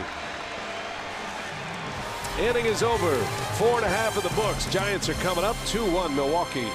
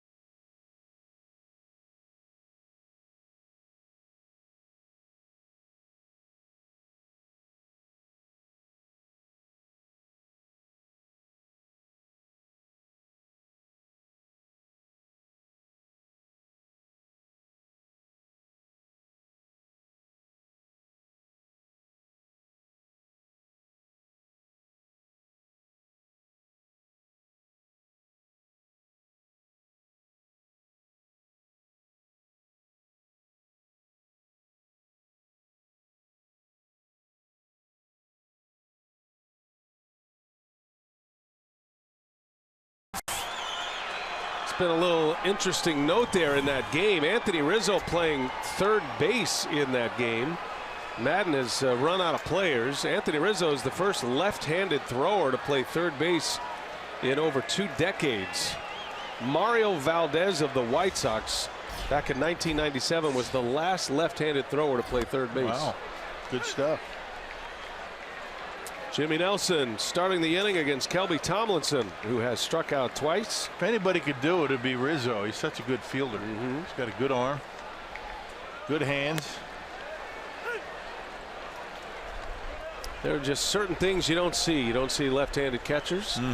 You don't see left-handed throwers at second, short, or third base, even though Don Mattingly played other positions other than first. There's a grounder to Sogard, and one glasses to the other. Sogard retires Tomlinson on the 6-3 putout, one away. And Jimmy Nelson has been able to get first pitch strikes on 13 of the first 20 so far tonight. Not too bad. He has had 2 high-stress innings. Bases loaded, 1 out in the second. Bases loaded, 1 out last inning. He could use a quick one here. Pitching in the 5th inning, facing Jarrett Parker, who's 0 for 2, and he deals him a strike.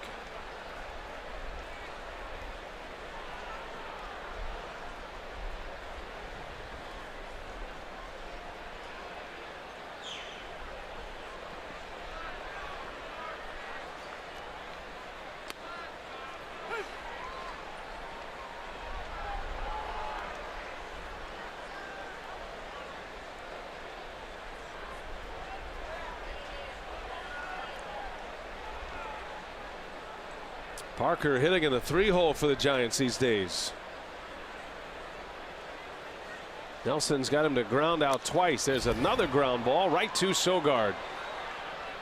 And a low throw dug out by Thames. Again. And both throws from Sogard in this inning have been short hops, but Thames able to handle them. It's all smiles as long as they're outs. It's like that Hitchcock hallway, right? That just keeps getting longer and longer, that throw. Yeah, like I used to run to first base. Scoop. Those are easy to Little scoop, aren't short they? hop. Yeah, piece of cake. Attaboy, he says. Sogard will tell you he did that for Thames' sake, for his confidence defensively. Yeah, both of them. He's always looking out for his teammate. Buster Posey up there with 2 outs. Posey batting for the 3rd time, and for the 3rd time he hits with nobody on, which is always a recipe for success. Yeah, perfect time to face him. Nobody on and 2 outs.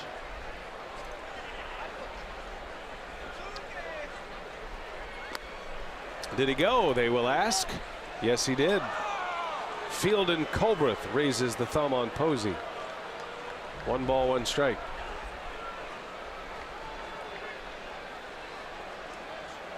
Saw Manny Pena get crossed up last inning. He has gone to the stickers, the fingernail stickers. A little easier to see.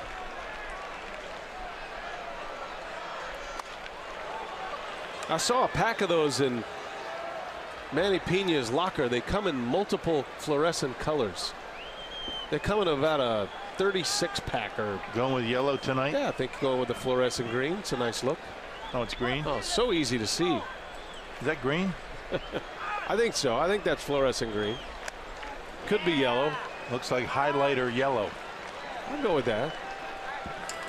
I don't trust my color judgment. Me either. That's why I asked. Well, they were, as they say, the blind leading the blind up here, because I'm not sure. What's the truck say on this? They have bigger monitors in there. They're going with yellow. Okay. Glad that's settled. Posey draws the walk. 2-out walk given up by Jimmy Nelson, and 2nd time Posey's been on. I have a tough time with navy blue and black too. I did notice one of your socks tonight is navy and the other is black, so you got that going for you.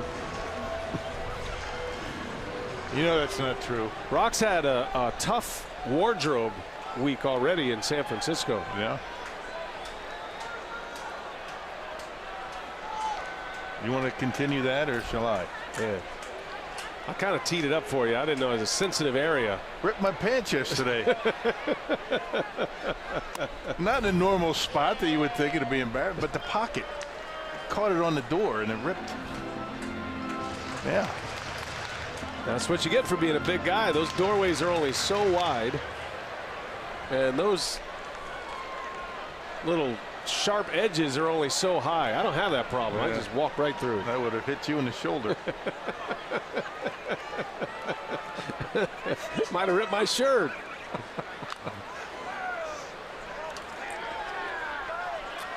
That was quite a tear. Yeah. That's a pretty good looking pair of pants too. Yeah, I'm very sorry to hear that. You should send a bill to the Giants. Unrepairable. Hit the garbage today. I think you buy a new pair and then you send it to John Miller, the Hall of Fame broadcaster here in San Francisco, and have him run it up the flagpole. Yeah. He'll get that done. High fly ball deep right. That's big trouble. And it is gone. A home run, Brandon Crawford. And the Giants are back on top. 2-out, 2-run homer.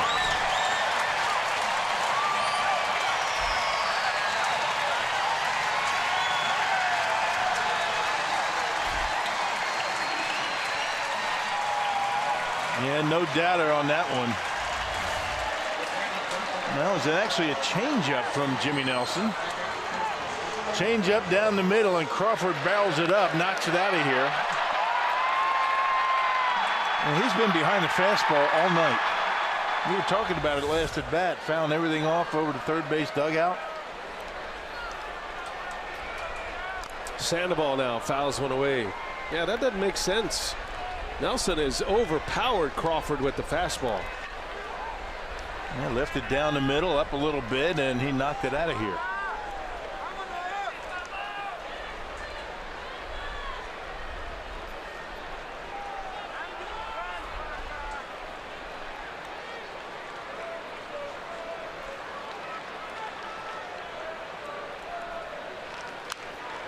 Oh, and 2 the count on Sandoval. Crawford with his 11th home run of the year. Posey is the club leader with 12. Finally got to triple digits as a team in home runs. Last team to do it. Giants and the Red Sox, fewest home runs in their respective leagues. Red Sox are in first place. Sandoval pops it foul and out of play.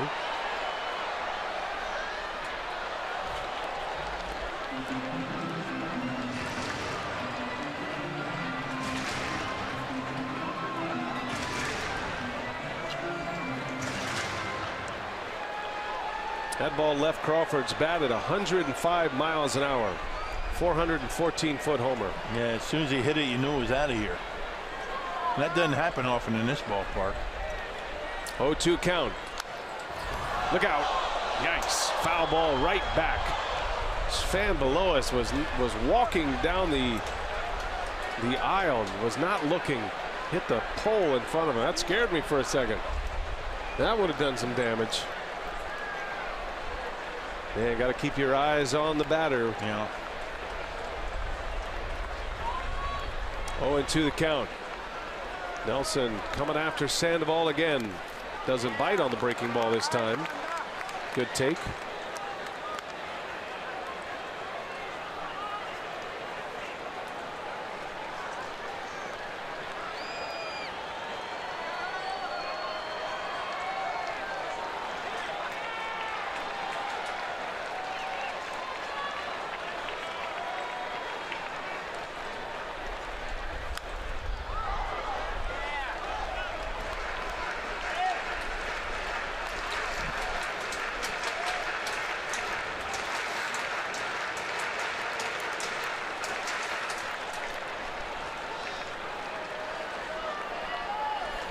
Sandoval, a switch hitter.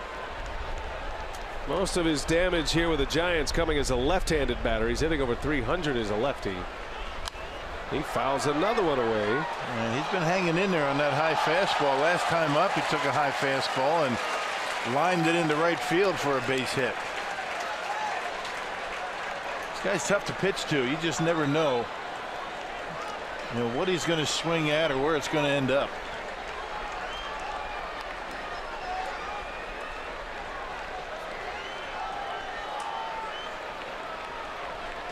Pitch number 8 of the at-bat.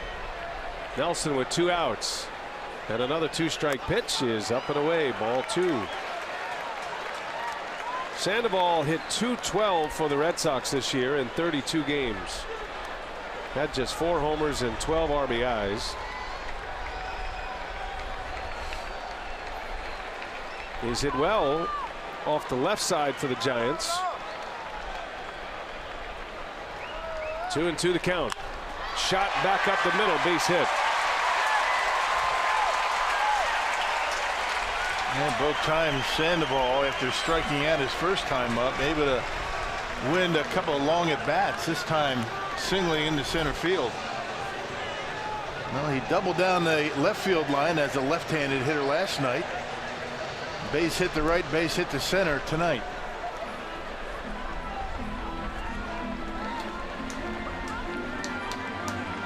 Pitch count getting up there for Jimmy. We're working here in the 5th inning and approaching 100 pitches already. 3 straight base runners. Derek Johnson, the pitching coach, out to the mound. 2 outs, nobody on. He walked Posey. Home run by Crawford, and now a 2-strike single from Sandoval. Yeah, 3 innings of 20 or more pitches. Starting to catch up to him. Sandoval twice has delivered with hits with 2 strikes. And now Jeremy Jeffress on his way to the bullpen.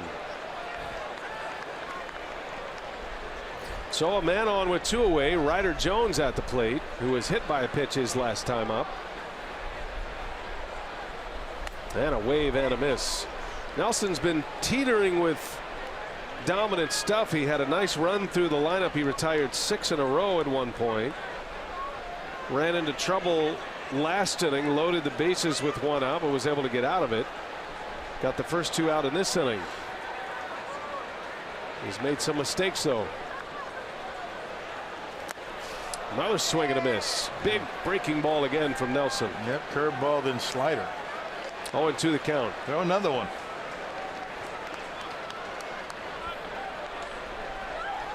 Meanwhile, Pena just gobbling up everything behind the plate. Yeah, he's been terrific, hasn't he? Not just tonight. Gives pitchers a lot of confidence to snap those breaking balls when you have a catcher like Pena. 2 outs, runner at first. 0-2 pitch. We got a piece of one this time.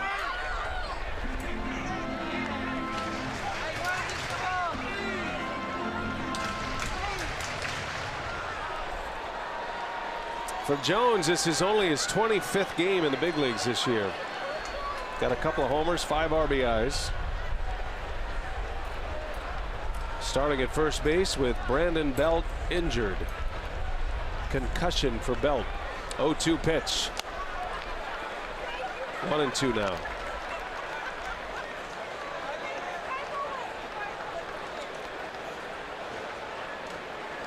23-year-old Ryder Jones. That's a big league name if there ever was one. Yep, good one.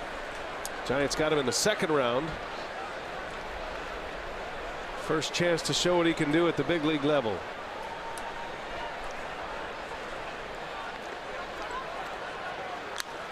In the air, right field. Santana is over. And that will retire the side.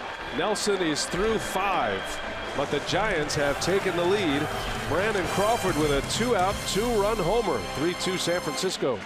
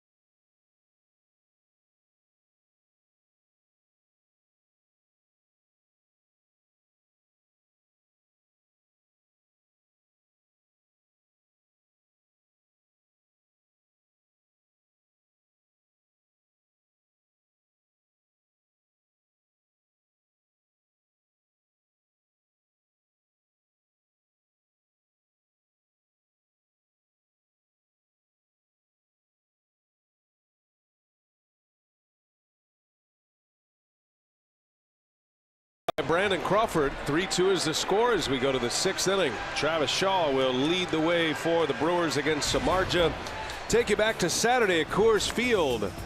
Part of a series win for the Brewers. Shaw with number 27. Every home run he hits is a new career high. And he and Eric Thames at the top of the Brewers home run board with 27 apiece. Shaw would love to hit one right now to tie this game up. Yeah, had the lucky red batting gloves on for a while. He's not wearing them tonight. Maybe they've turned unlucky lately. Yeah, maybe. Shaw in the air to left field, hit pretty well, but that's going to stay in the park. Parker hauls it in, and these long fly ball outs by the Brewers. One away. Let's check in with Sophia. She's got more on the red batting gloves. What happened to him, Sophia? Well, but unfortunate news, the red batting gloves ripped yesterday. So he did have some batting practice red gloves on earlier this afternoon, but we may have to replace the other gamers. Did the batting gloves rip, or were they ripped? That's always the next question. In the heat of battle? Yeah, I mean, sometimes they don't just come right off, and if you're a little angry, I don't know if he was or not. He's a pretty chill guy, Travis Shaw. Everything has a shelf life, Rock. Yeah, you know what? It might take a while for the Brewers to come up with red batting gloves. I don't think Jason Schauger supplies red batting gloves. But I bet they can find some if need be. He's probably got some friends with the Red Sox still. He could make a phone call. Maybe Scooter Gennett will send him some red batting gloves. He's got plenty. Yeah. Scooter homered tonight, by the way, for the Reds. Our buddies at Spiders would probably send him some. Oh, that's it. You know what? Why don't you get on that? That's a good one. He'll like those Spiders batting gloves. I'm a fan myself. I don't bat much anymore, but I like to wear those gloves. Yeah, when you're shoveling snow. Right. Do a lot of that. Ooh, Samardzija thought he had a called strike 3. End up as a ball. 2-2 the count.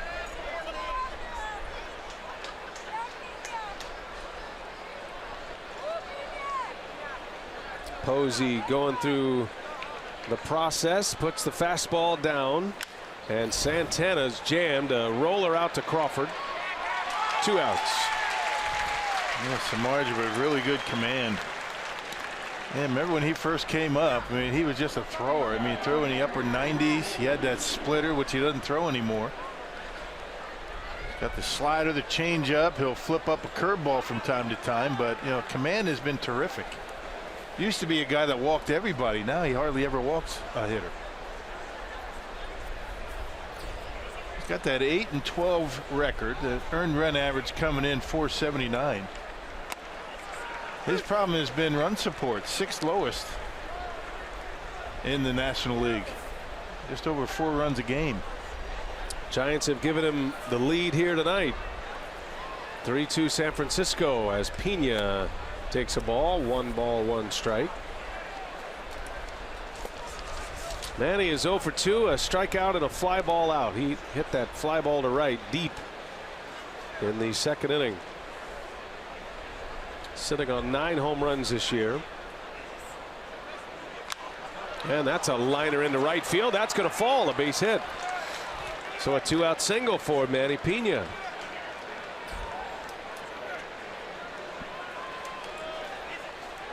Brewers with their 6th hit of the ball game. And that'll get the red hot Sogard up there. 2 for 2 tonight. And Pena able to take advantage of a mistake up in his zone. Sogard at the plate, presented by Wendy's. Had a 2-out single in the 2nd, 2-out single to right in the 4th. Both of his line drives coming to the pull side. So Samardzija goes away.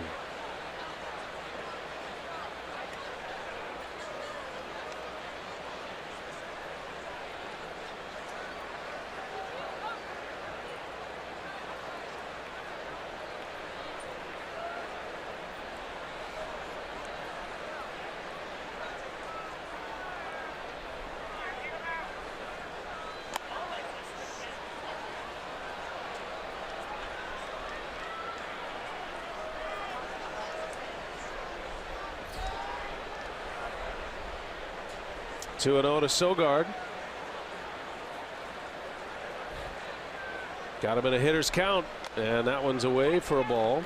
3-0 now.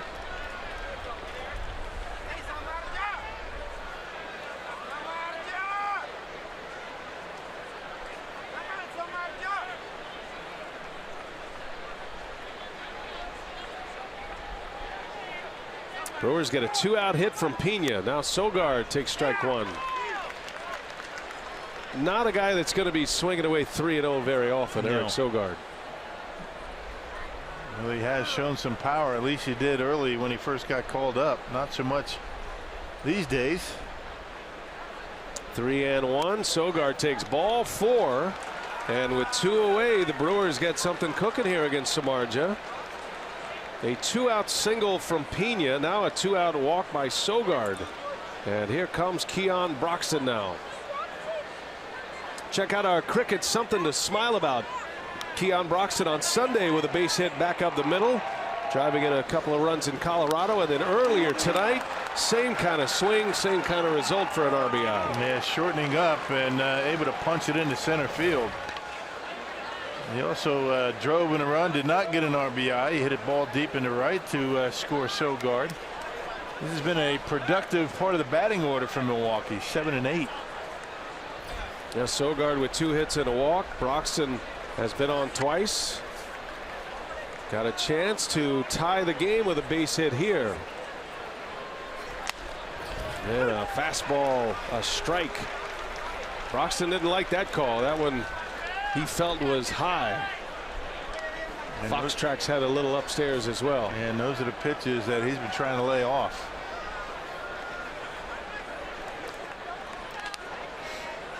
Giants have activity in their bullpen. Samardzija's pitch count in good shape. And there's strike 2. 0-2 the count. Albert Suarez getting loose. Might see him with one more batter reached.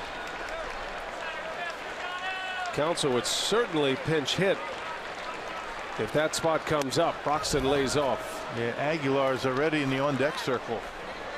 Jeremy Jeffress is getting ready. There's Jesus. 9th spot in the order coming up. Broxton, he hits for power in all counts. He's had a number of 2-strike homers this year. 1 ball, 2 strikes. Outside, ball 2. Count is even now. Yeah, pitch a decision right here for Samardzija. Doesn't want to go 3-2, so you figure Broxton's going to get something to hit. This is where that line drive back up the middle in the 2nd inning, sticking in Samardzija's head. That was a breaking ball. And he goes with another one. That was a good one, and Broxton strikes out to end the inning. Samardzija strands 2. Brewers get a little rally going with 2 outs, but come up empty in the 6th. Still 3-2 Giants.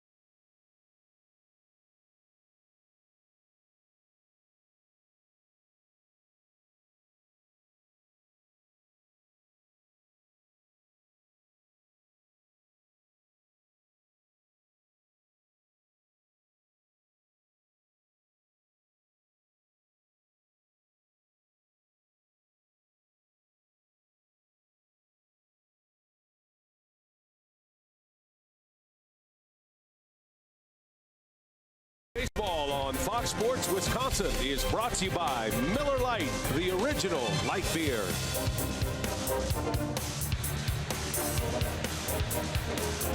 In the Bay Area tonight, Giants Brewers game 2 of the series. Giants have a 3-2 lead. We go to the bottom of the 6th inning.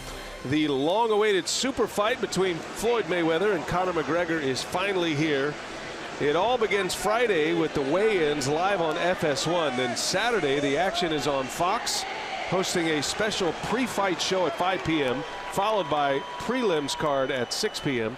After the super fight, don't miss the post-fight commentary and interviews on FS1. Jeremy Jeffress on the mound for the Brewers. Nelson is done after 5 innings. Jeffress will have the bottom of the Giants order. Yeah, I saw Jeremy a couple of days ago in Colorado. Tried to finish that game on Sunday, just couldn't do it. Yeah, pitched well. He gave up a couple of hits and a couple of runs. A couple of seeing eye ground balls in Colorado got him. Gorkis Hernandez has been a tough out tonight. 2 hits off Nelson, including an RBI single. And he tries to bunt his way on here. Pena turns and makes the catch. That's not an easy play. You're trying to figure out where that ball is. It has so much spin on it.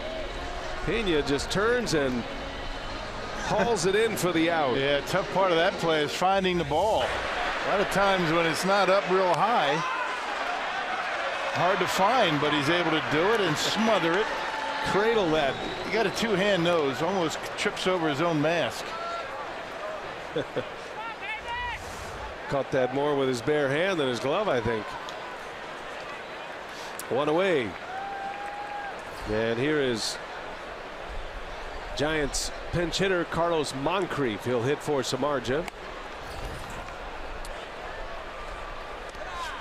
Saw Moncrief in a pinch hit role last night. 0 for 1. Stayed in the game defensively last night as well.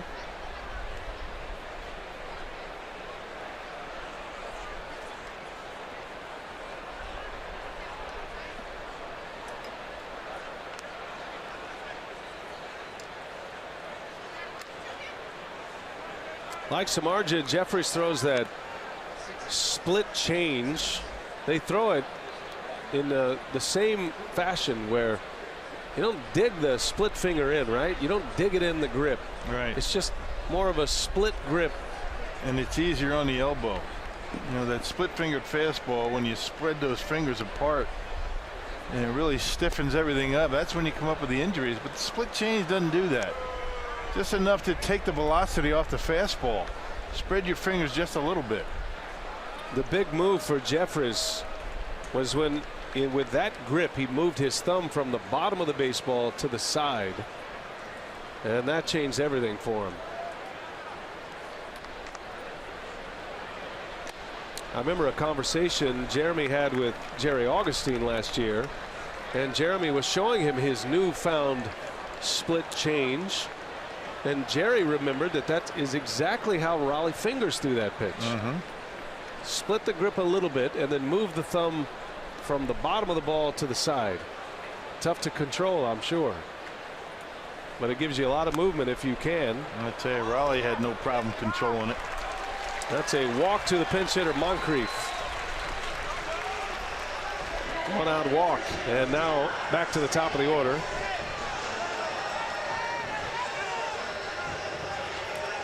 And a quick word of encouragement from Manny Pena.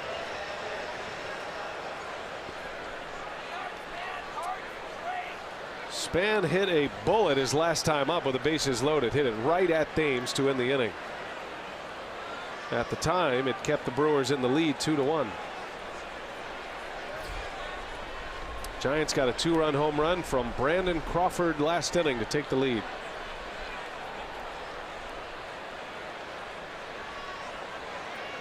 Shows you how the game is not fair sometimes. Eric Thames hit a ball 18 feet further than Brandon Crawford. Eric Thames got a triple out of it. Crawford with a home run. It happens. It's where you hit him.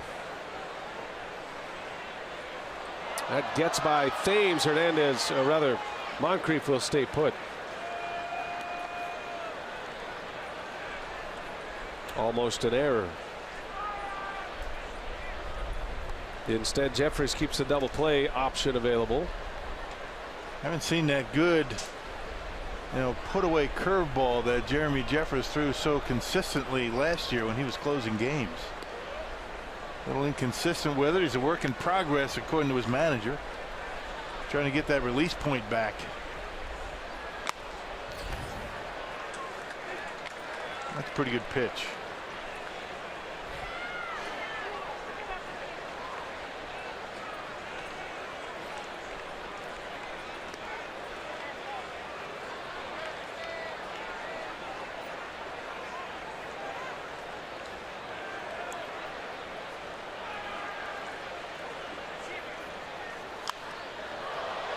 They got that fastball by him. 1-1 to count on Span.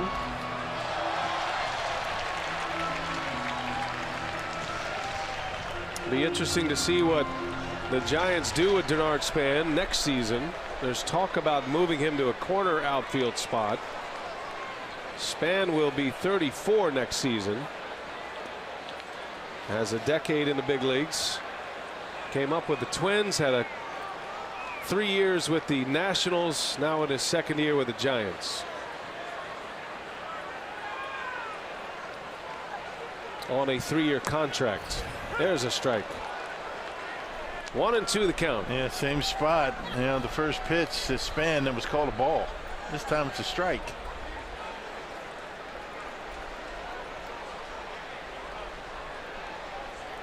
Jeffries will get a lot of ground balls when he's right. Got that power sinker. His velocity is down a couple of ticks from last year to this. He ended up as the Brewers closer last year and did a great job.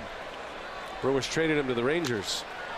Little flare into left field, long run for Braun, and he's got it. Boy, that was right off the end of the glove. Little snow cone for Ryan Braun. It's out number 2. Well, he got there.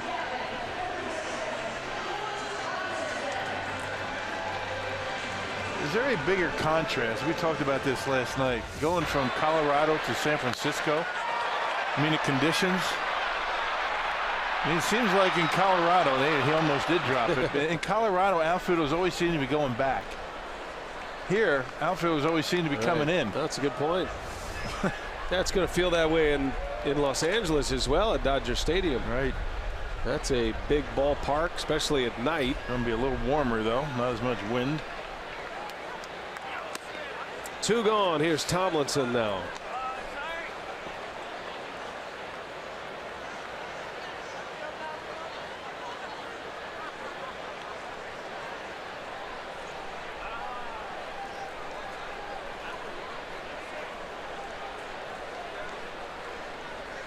Jimmy Nelson goes 5 innings, gives up 3 runs.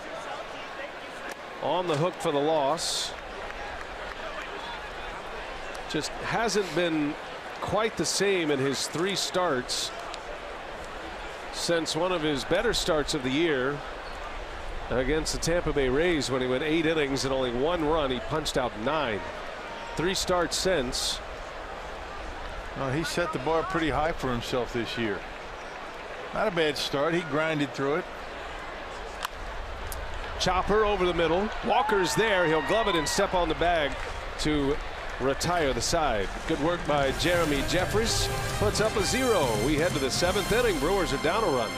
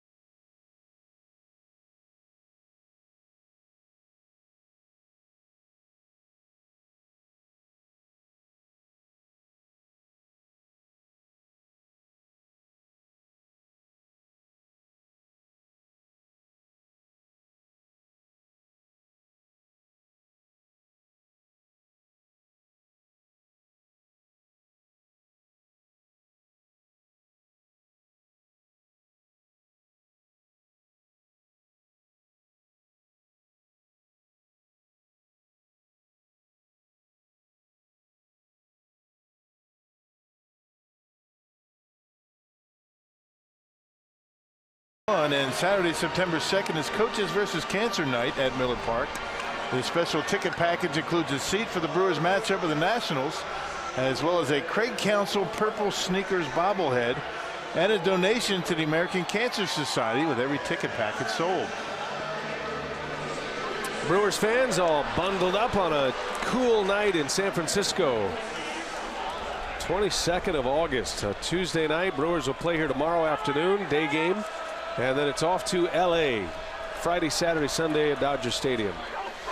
Rocking to be Albert Suarez on the mound for the Giants, with Jesus Aguilar pinch hitting for the Brewers. Yeah, last appearance on the 19th against the Phillies. He's a guy that can give you multiple innings. 3 innings, 2 hits, 1 run.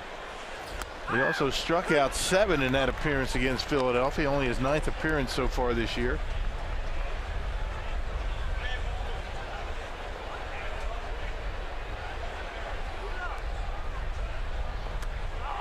Wave and a miss by Aguilar.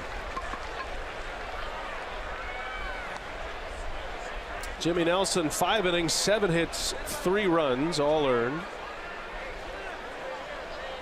The Giants starter, Jeff Samardzija, 6 innings, 2 runs, 1 earned tonight.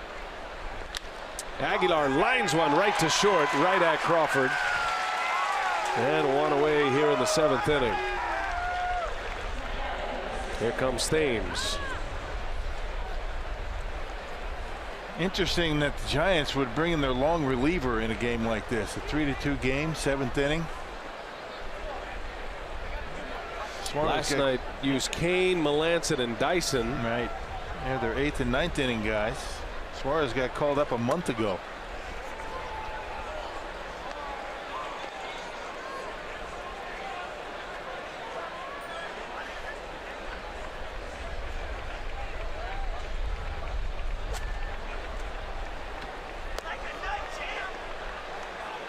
Eric Thames sitting at the top of the Powerball home run leaderboard with Travis Shaw. 27 apiece for those two. We keep Thames in the picture box because he was there first. Until you are supplanted, you get to remain in the picture box. I don't want anybody jumping on Twitter asking why Travis Shaw is not represented in that picture. Could have 2 pictures. That's our there. thing. Why can't we have 2? Well, we could, but that's not the way Brian Michalogic has designed the graphic. That would be fair, though. I think There's a strike. I'm going to tweet. You're going to tweet that in? I'm going to complain. You know, the age of Twitter has left a massive opening in the suggestion box. We think all of those suggestions we get on a nightly basis. Mm-hmm. And there are a lot of them. They're coming in hot and heavy. Just remember, tonight's game is being produced by Brent Reland. He is also on Twitter. Mm-hmm. And Renardo Lowe is the director. Right. And he too is on Twitter. You can find them. They'd love to hear from you. 3-2 pitch, misses down and in. Thames draws the walk. And a base runner is on for Neil Walker. Now here's a guy who could send one out of here to give the Brewers the lead. It's one of the reasons the Brewers acquired him from the Mets.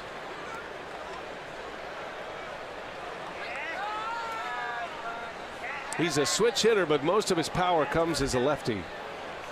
That's been the way throughout his career. Often you'll see managers in late game situations bring on a left-handed pitcher to turn him around. I think Bochy's in a little different situation right now. They've got one lefty down there.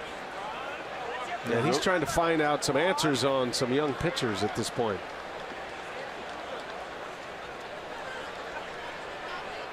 Moves you would make in a pennant race are not the moves you make when you're last in the standings and you're preparing for next season.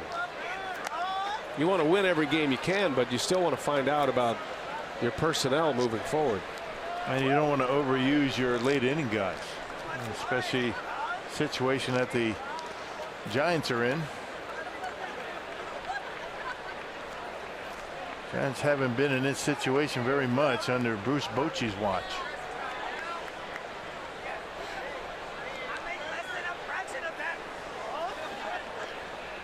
Walker down the right field line, falling fast. That is going to get down. A one-hopper off the wall. Thames chugging around to third. And Neil Walker with a double sets up the Brewers with 2 on in scoring position and 1 man out. Yep, had to count in his favor. Able to get on top of a pitch up in the zone and didn't hit it all that well. It sounded like he got it down on the handle and able to dump it right down the line. There's that high fastball, missed his spot, and Walker able to get on top of it. That was a long way for Hernandez to go. It looked like he was shading the gap out there in the right center. And Thames cruises on into third base. Second and third, 1 away. The Brewers down a run.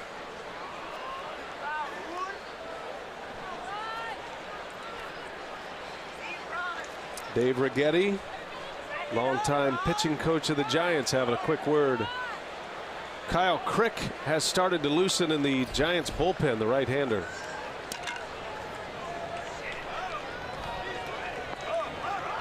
He just started throwing, though. He is going to need at least 1 more batter, you would think. Well, here comes Ryan Braun. Golden opportunity for the Brewers right now. The guy you want up. Braun is 0 for 3, bounced into a double play his last time up. The at-bat that burns him, though, is that pop-up in the infield with a runner at third and 1 out. That was in the 3rd inning. Braun with a chance to give the Brewers the lead with 1 swing of the bat here. 3-2 Giants. 7th inning.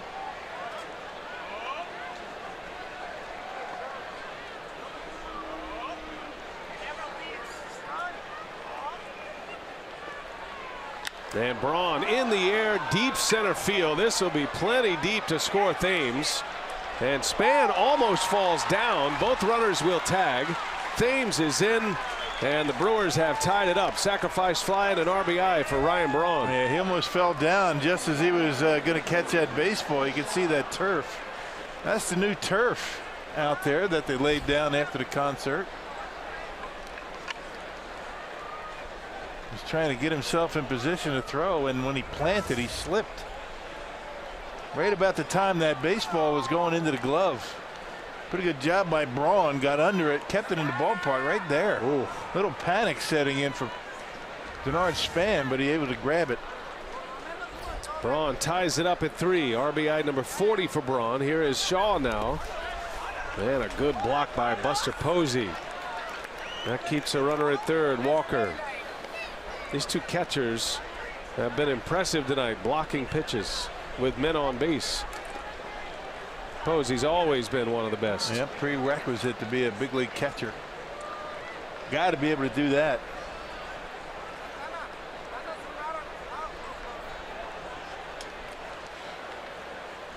One ball, no strikes on Shaw. And a swing and a hot one. That's fair. Inside the bag.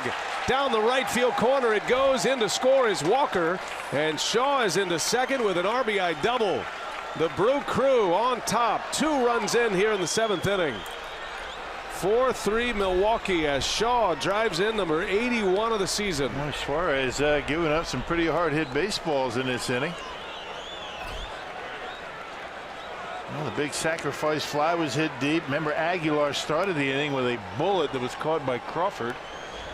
And it looks like that's going to be it for Suarez. You know, fastball, he's getting a lot of the plate. And Travis Shaw able to just get it over that first base bag and down the line. There's an RBI, another 2-out base hit for the Brewers. The Brewers have scored a lot of runs with 2 outs, 3 of them tonight. Pitching change for Bruce Bochy and the Giants. Brewers now lead 4-3, 2 outs in the 7th.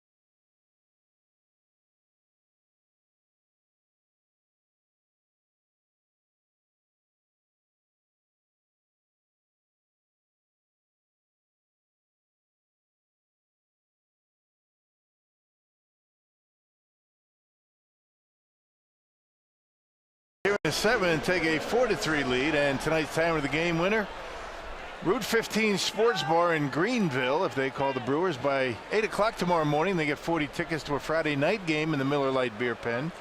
This offer courtesy of the Tavern League of Wisconsin and Miller Lite. It's been a good inning here for the Brewers. 2 hits and a walk. They have taken the lead back in this game, and now Santana at the plate. Giants have a new pitcher in. And big boy. Kyle Crick. Yeah, 6'4", 225 pounds. Got a big fastball. Runner at second base, Shaw. Santana takes a ball.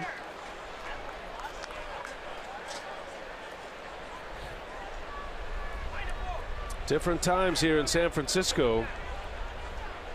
You get a late lead against the Giants in the past, you're seeing some of the best relievers in the NL, but it's a different story now. And the young hurlers are coming out for Bruce Bochy. And yeah, got good arms, but making mistakes. Suarez got a lot of the plate with his pitches when he was out there for 2/3 of an inning.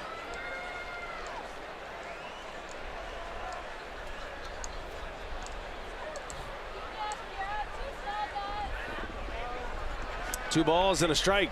Santana defensive swing, now 2-2. Well, the Brewers take Jimmy Nelson off the hook tonight. Meanwhile, Samardzija, who had a chance to win this game, another no decision for the Giants starter. Jeremy Jeffress, the pitcher of record for the Brewers on the win side. That's a called strike 3.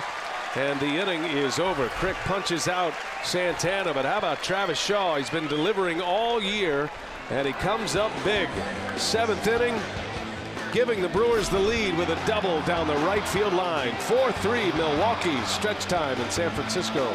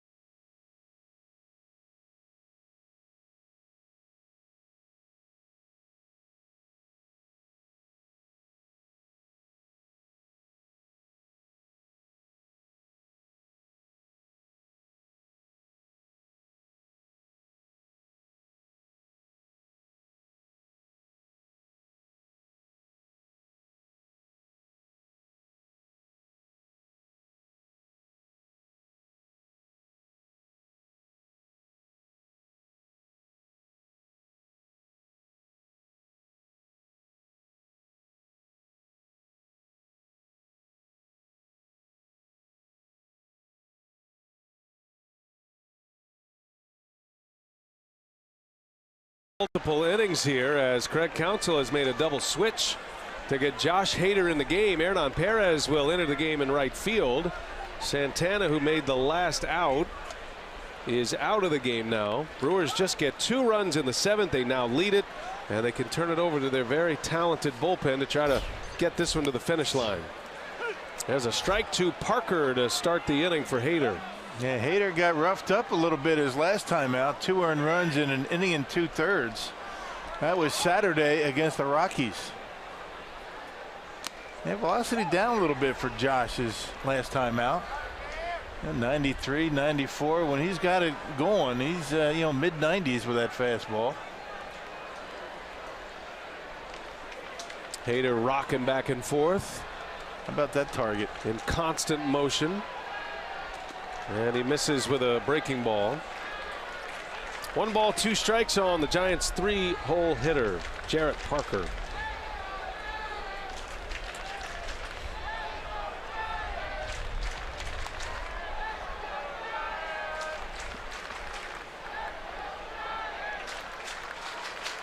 And a swing and a miss. Hader punches him out.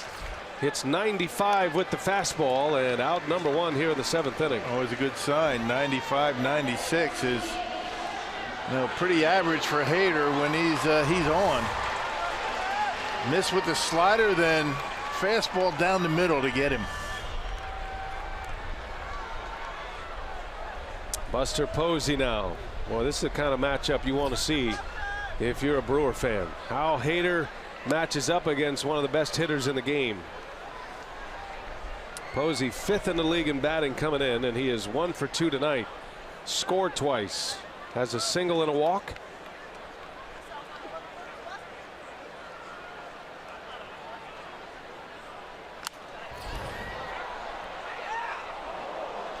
Buster Posey, a very good fastball hitter. When I say that, I'm talking big fastballs, upper 90s. The ability to lay off that pitch up in the strike zone.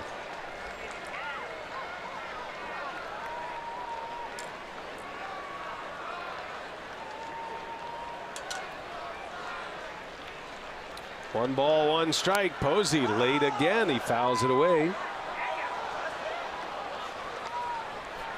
And be careful with the slider. If you throw it, get it in the dirt. Don't leave it up. Doing him a favor. One thing Hader has been impressive. He is not afraid of his fastball. He will keep that fastball on the hitters when he can, especially if they are late. Let's see what Pena has in mind for him. 1 ball, 2 strikes. And he's right back to the fastball. That was his best one yet at 96. Outside corner. Pena wanted it up and in. Posey still late on it. Fouls it away.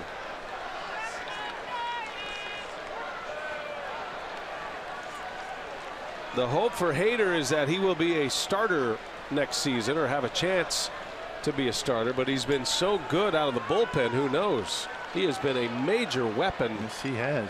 He's kind of settled into that Andrew Miller role for the Brewers. There's another fastball on the ground to Shaw, and Posey is retired. Hader kept that fastball on him, and 2 up and 2 down in the 7th inning. Yeah, didn't want to make a mistake on middle speed. He had Posey a little bit behind the fastball and just stayed with it.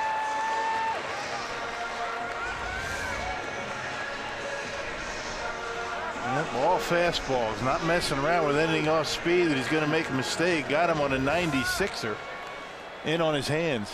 That crossfire delivery as well. He stands on the extreme first base side of the rubber. Little tapper by Crawford. That is going to roll foul, and the Brewers pick it foul before it rolls back. Hader and Pena coming together. And I'm sure after the inning, Pena will say, "Hey, Rook, I'll handle the defensive plays around here." Yeah, I got it. Just stay on the mound. Josh couldn't wait to get to that ball. Don't worry. It's where the ball is located, not the feet or the hands or the glove or anything else.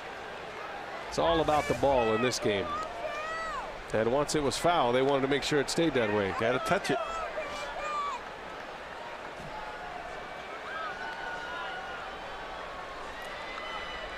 Back to the fastball.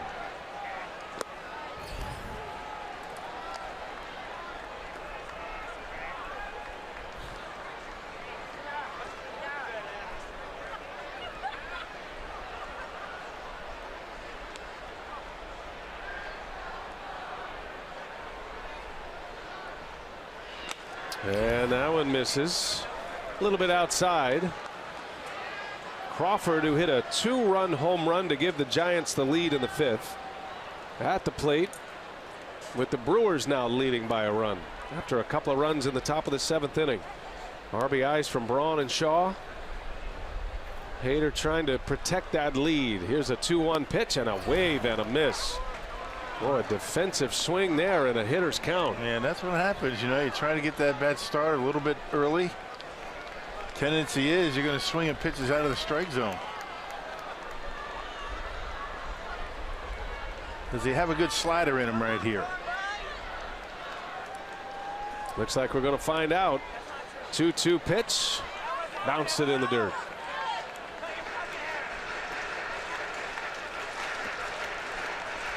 Well, now what do?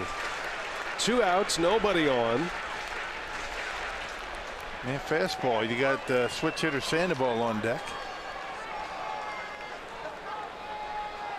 Crawford has power, but Hader has the matchup.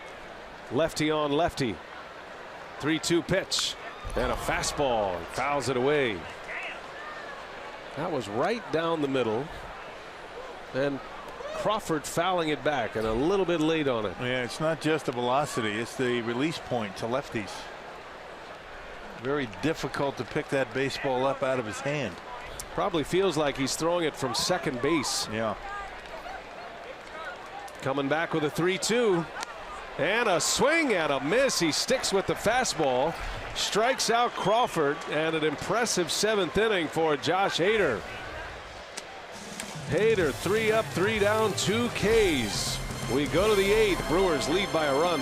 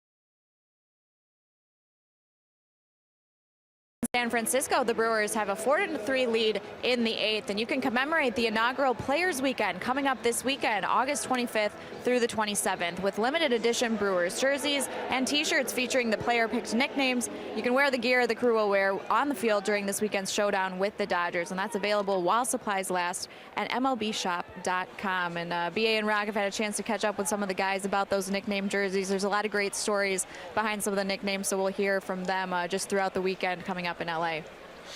Very nice. I'm looking forward to those uniforms with the nicknames. Yeah.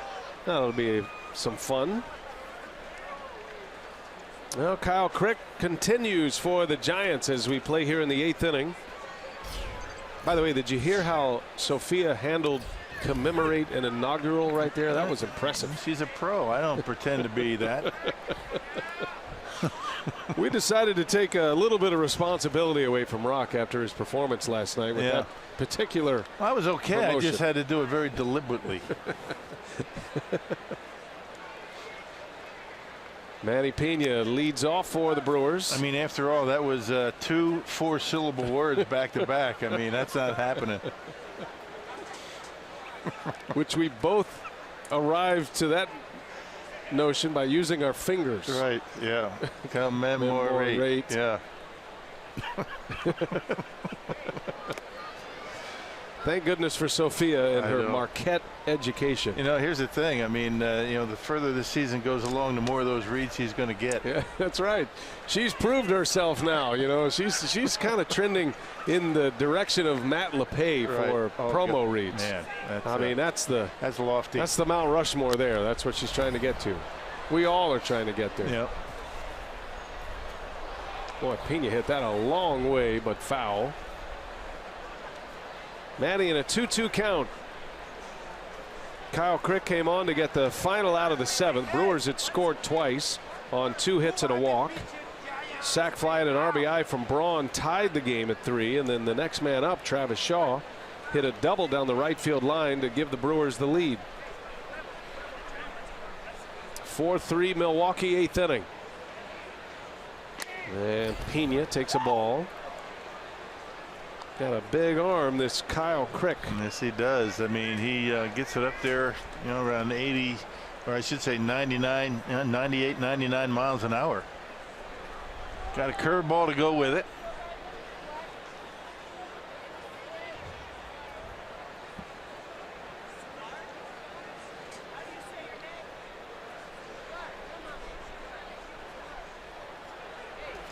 Wow, nasty breaking ball. Pena strikes out. And the first out of the inning. Crick has faced 2 Brewers. He has struck them out.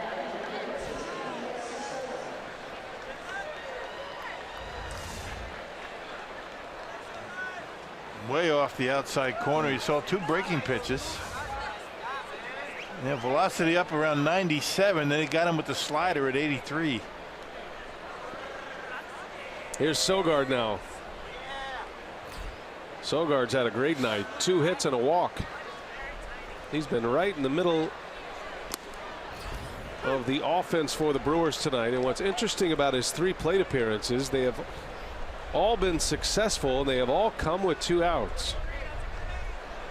Both singles to right and the walk in the 6th with 2 outs.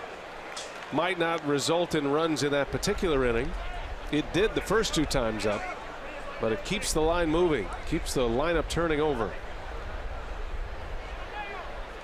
Sogard scored a run in the 4th.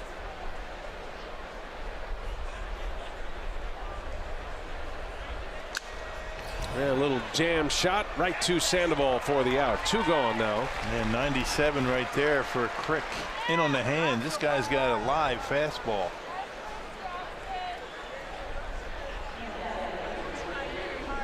Anthony Swarzak. He getting loose. There are 2 outs in the inning. Probably going to see Hader come back out for the 8th inning. That's why Counsell had the double switch, because you know he wants to turn Sandoval around to hit right-handed. And then it's possible if Bruce Bochy lets Ryder Jones stay in the game, Hader could face the left-handed hitting first baseman. Yeah, which would be the second batter he faces. Yeah, Sandoval only 1 for 11 this year as a right-handed hitter. So you might be looking at a 5-out appearance for Hader. We'll see how Bochy plays it on the other end, but you know Counsell is going to force his hand. Broxton takes a ball high.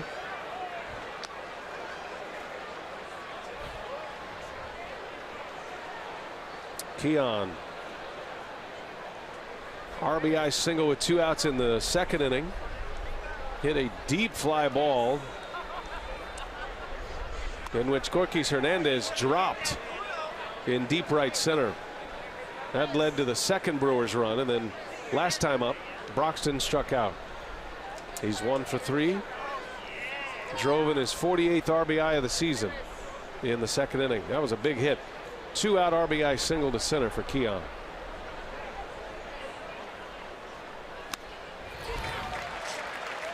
Two and 2 now.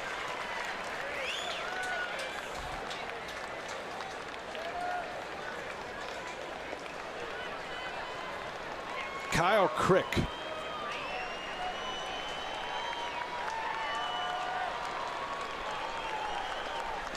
And he got him. Went with a fastball and struck him out. How about that performance by Crick? 4 batters faced, 3 punch-outs. We go to the bottom of the 8th. Here comes Hader.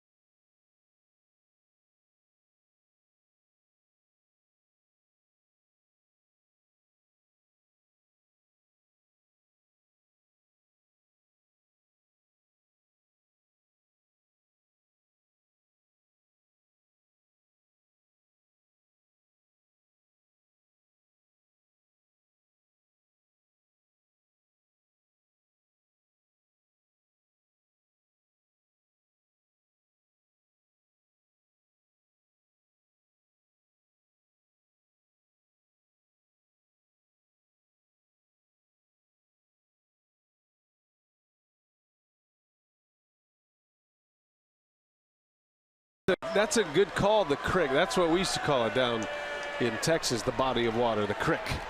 Little stream. Orlando Arcia is going to come in to tighten up the Brewers defensively. Josh Hader is on the pitch for the Brewers and continuing his outing. Turning Sandoval around to hit right-handed. Bochy has, or will, it looks like, make a move with his next hitter. Has Ryder Jones scheduled to hit. He's already got a right-hander preparing for that at-bat. No, Bochy only has right-handers left on his bench. He used his only lefty earlier, Moncrief. Nick Hundley is on deck. But for now, it's Hader. Anthony Swarzak is loosening in the Brewer bullpen. And a wave and a miss. There's that slider. Boy, is that nasty or what? Man, Josh Hader. Well, start commanding that one, young man, and look out.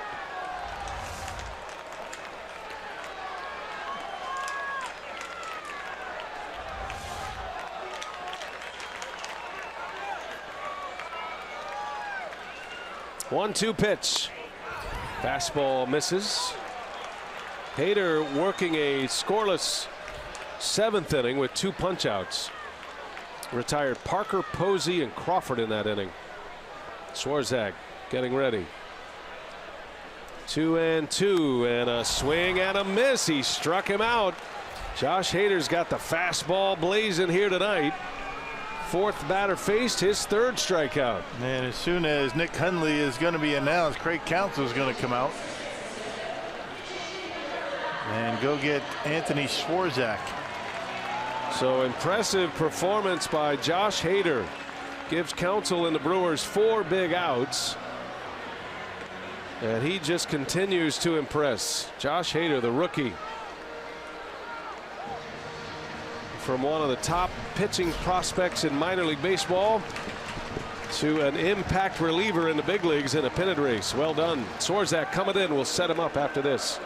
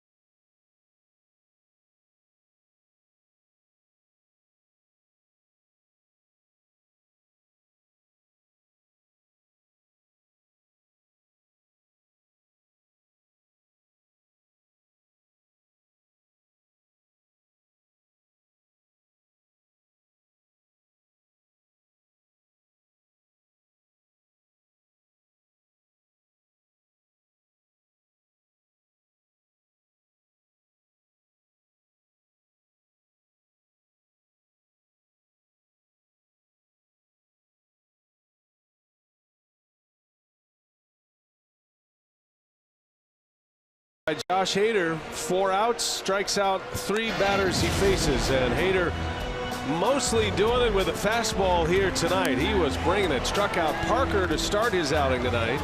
After he got Posey to ground out, he punched out Crawford to end the 7th inning, and then he comes out to get the Panda to start the 8th. Yeah, good command for him, and didn't walk anybody. 3 strikeouts, velocity back up for him.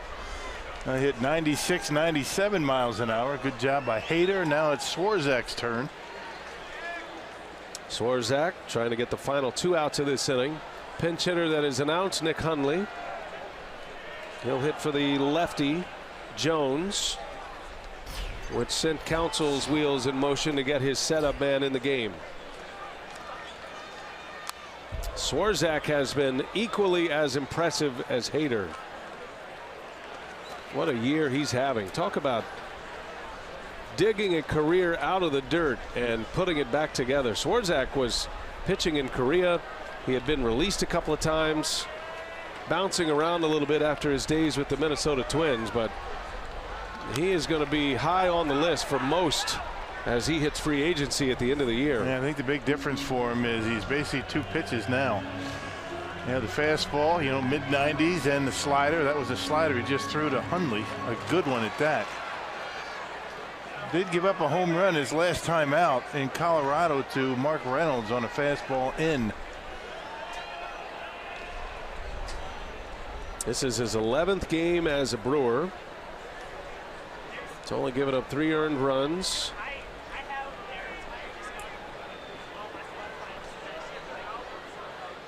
Oh, 0-2 the count on Hundley.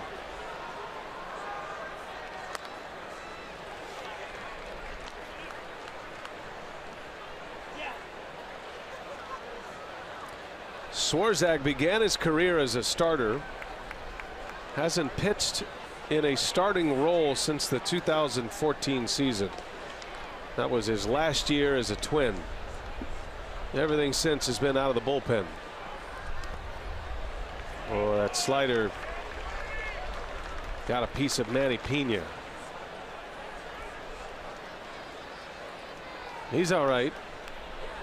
I don't see any athletic trainers running out there to his aid right now. On a day's work. I mean, it wouldn't be a game if Manny didn't get hit with something. Baseball, bat, you name it. Going back to the slider. 2-2 the count on Hundley. And Hundley's not biting on that slider in the dirt. Swarzak had him 0-2. Now it's 3-2. Doesn't want to make a mistake with it. I didn't want to hang it, so everything off the corner.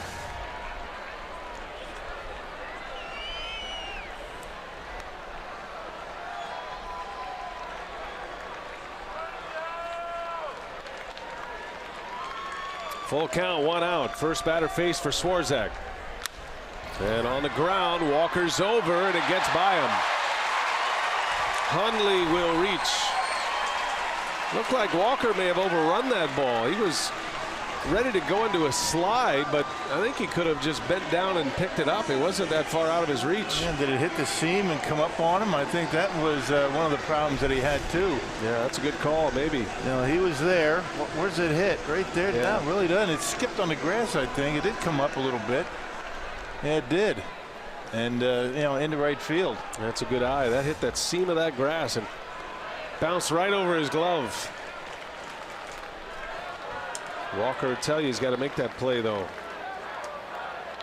So now the Giants have the tying run on.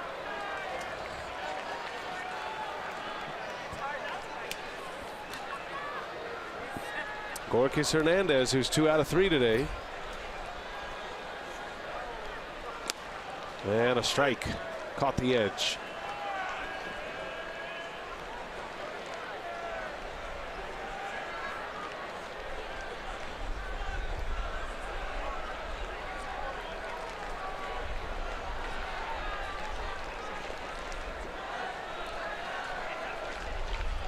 Oh, 0-1 to Hernandez. Brewers have RC in the game. And a strike. Same spot almost. Looked like Swarzak got the benefit of the call twice, and he's got Hernandez 0-2. Yep, man, everything away. Not messing around with the inner half of the plate. Now you figure that Bruce Bochy would love to be able to run for Hundley, but he doesn't have anybody to run. I mean, Pence has got a bad leg. Pence was a late scratch with a hamstring injury. He was in the original lineup today. Slow roller, third base. That is going to roll foul. 0-2 the count remains on Hernandez. Pence is on deck. Yep, there he is. We got Calixte still left. He's an infielder. He can run, but you don't want to empty your bench at this point. Maybe if Hundley gets to second base.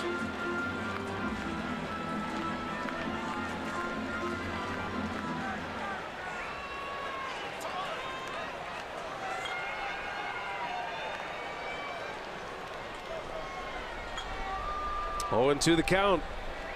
Hernandez, who was the late add to the lineup with Pence out, has 2 hits here tonight.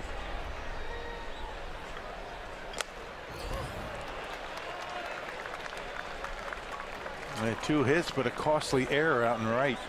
Yeah, that led to a run.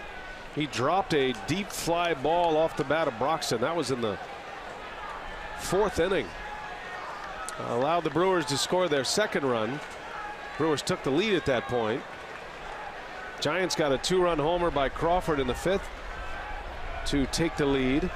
And then 2 runs in the 7th for the Brewers to regain the lead. Braun and Shaw with RBIs. 1-2 the count on Hernandez. And he fouls it off.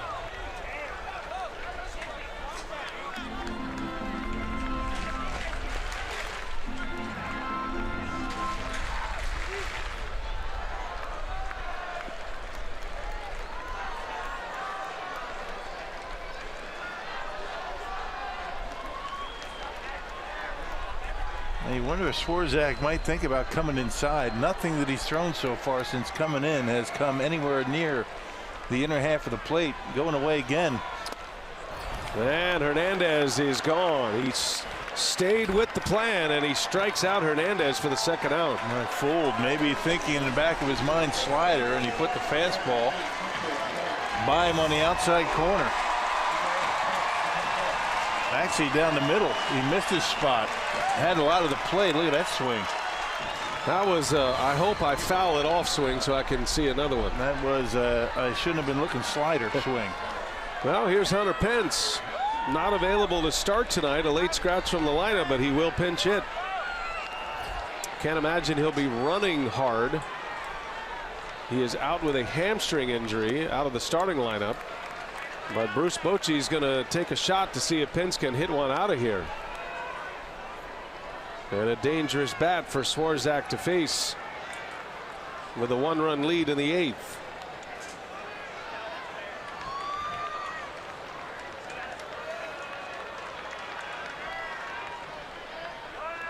Hundley at first. Pence lays off. 2 balls, no strikes.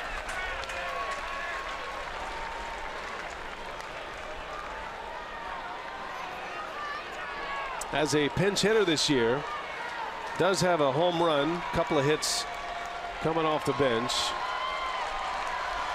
Pence with 11 home runs on the season. Missed a good part of the season with a hamstring injury. Got the count in his favor, 2-0. And that is blocked by Pena, but now it goes to 3 balls and no strikes.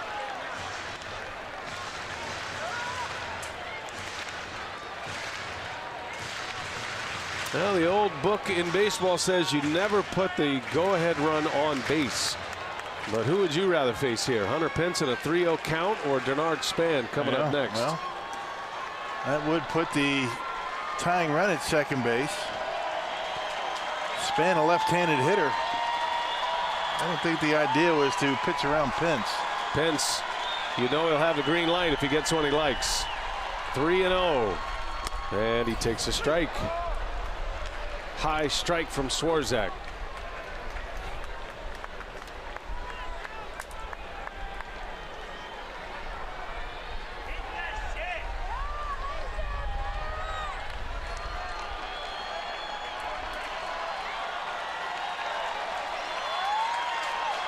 Three and 1 to Pence. Hundley at first. He's the tying run. And that one misses outside, ball 4. And now the screws tighten on Swarzak. 2 on with 2 away. Back to the top of the order in Denard Span. It's almost as if Swarzak was okay with that whole thing. They walked him, and now you're going to get Pence. He's coming out. They're going to go to a pinch hitter or a pinch runner.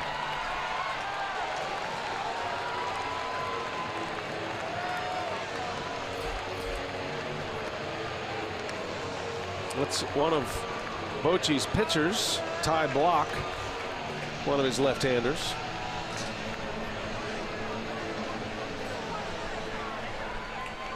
So you got Hundley at second. You got a pitcher running at first, carrying the go-ahead run, and Denard Span at the plate. Span lined out to first with the bases loaded in the 4th inning. One of the hardest hit balls for the Giants tonight.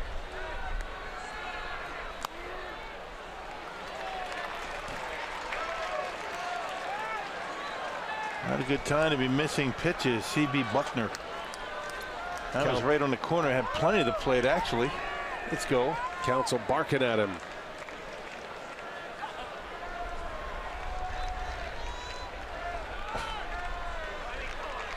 Two on, two out.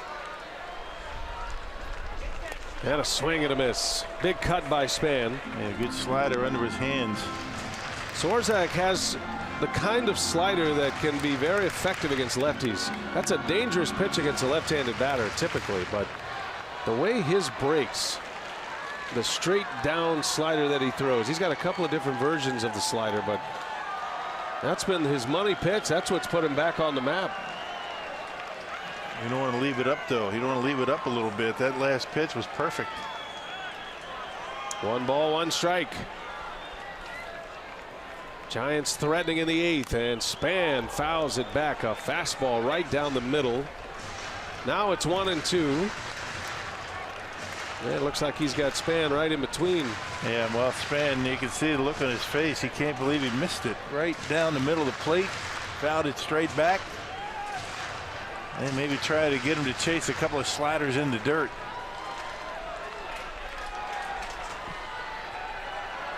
Well, we've been watching Manny Pena block balls all night. If that's a call, he'll be the one to watch.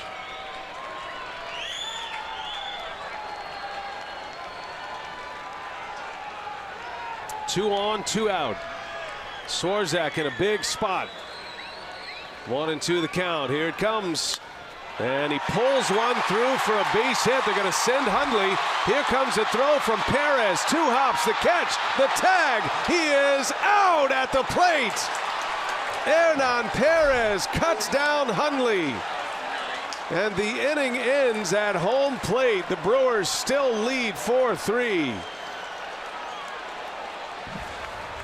Perez did not start. Enters the game on a double switch and fires a strike to Manny Pena. Big play for the Brew Crew. 4-3 Milwaukee. We go to the 9th.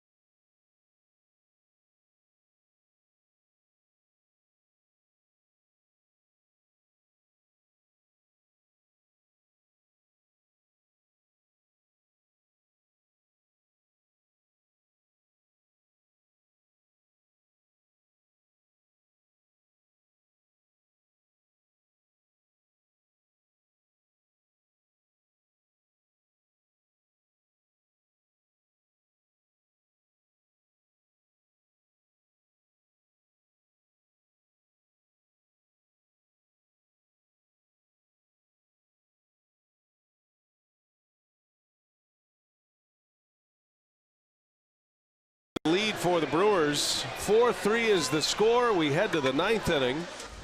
And our Badger mutual play of the game. This is Hernan Perez, Rock, with his 4th outfield assist of the year. Yeah, what makes this play is how hard he's coming in. And you know, because of his infield experience, look how hard he's coming in. Gets rid of it quickly. And throws a 2-hop strike to Manny Pena. Well, the Brewers had the right guy running from second base. Nick Hundley cut down. And the Brewers still lead it. And look who's leading off for the Brewers here in this 9th inning. Hernan Perez, first at bat. No, that's the advantage of having a guy like Perez who has a very quick release, an infield release out there in the outfield. You get the same out of Ryan Braun. Don't have that big arm action, big loopy throw into home plate. He got rid of it quickly and threw a strike. Corey Guerin on the pitch for San Francisco. There's a lot of pressure on that throw. I mean, that is a big time throw. Can't blame the Giants for sending a runner there. It's difficult to manufacture multiple hits against late game relievers. So you take a shot, you put the pressure on the defense to make a perfect play. Well, you're going to send that guy every time with 2 outs. Late in the game, you're counting on maybe a bad throw. But the Brewers are able to execute. How about Aaron Perez? 4 outfield assists this year. And it's not like he's playing out there all the time. That's with minimal chances. That's his first one as a right fielder. He has 3 outfield assists as a left fielder.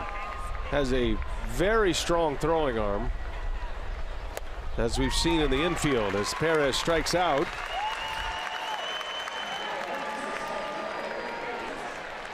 So Hernan is out, number 1. Hundley, by the way, stays in to catch. That moves Posey over to first base. Which is why they didn't pinch run for Nick Hundley.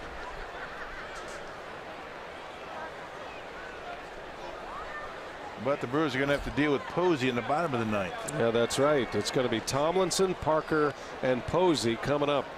Right now, the Brewers lead by a run. Thames would like to give him a little insurance. He's already hit the longest fly ball of the night. It was a triple. Posey makes a nice play. And 2 quick outs for Guerin.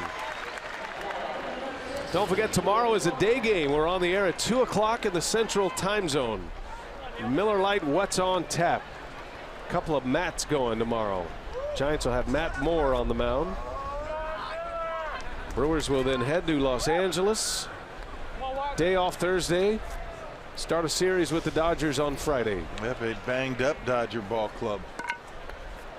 Brewers are 3 outs away from a win here tonight, giving themselves a chance at a series win with a victory tomorrow.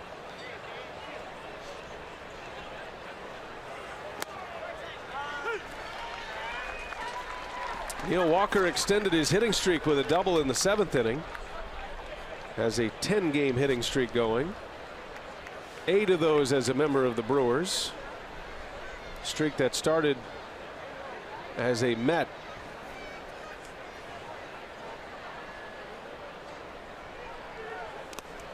When the Brewers needed it most in the 7th inning, the top of the order delivered. Thames drew a walk with 1 out. Walker doubled. Braun had a sac fly, and then Shaw drove in the go-ahead run with a double.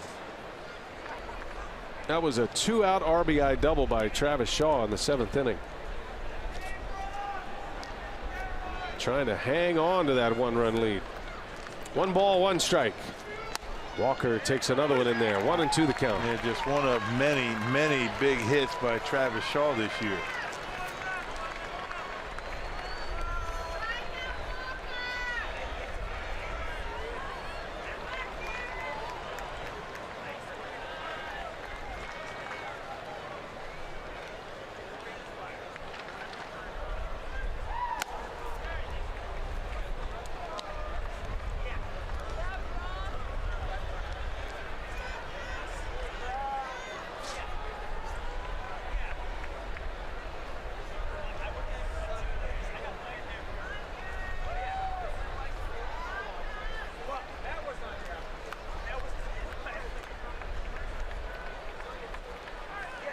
Inside.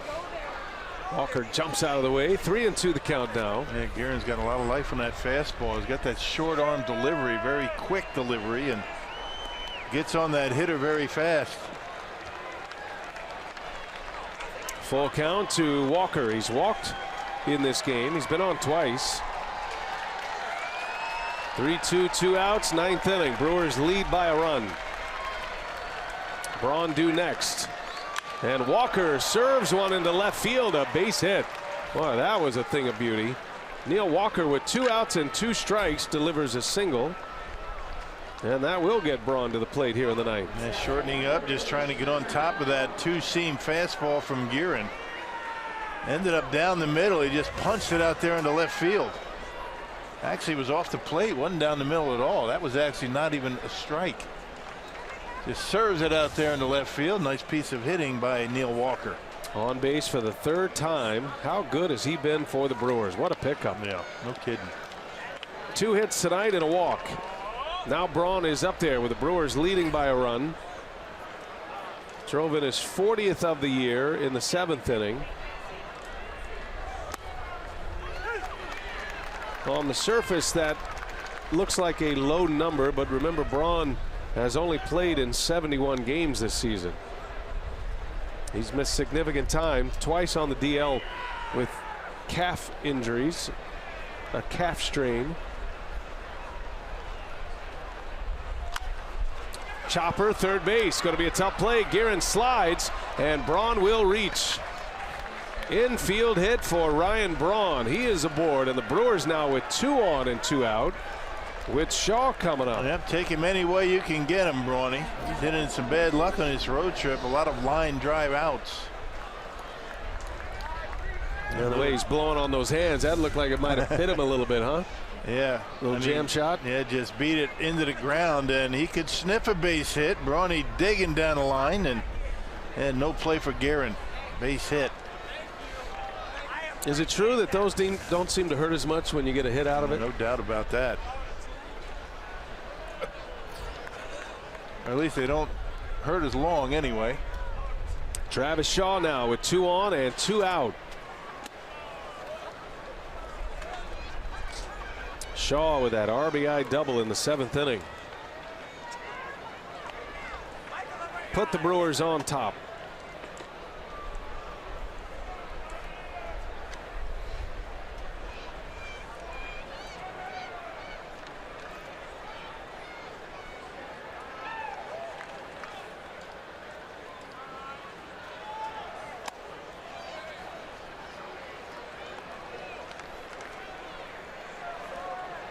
Shaw has 27 doubles now. He's just outside the top 10. He has now moved into 4th in the league in go-ahead RBIs in the National League. Big names on that list, and Shaw belongs right there. He's been clutch all year. 2-0 the count. 1st and 2nd for the Brew Crew.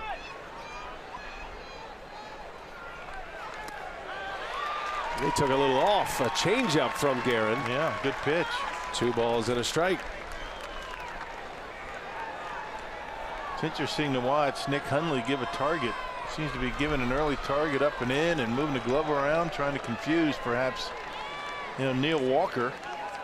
Maybe giving location, who knows?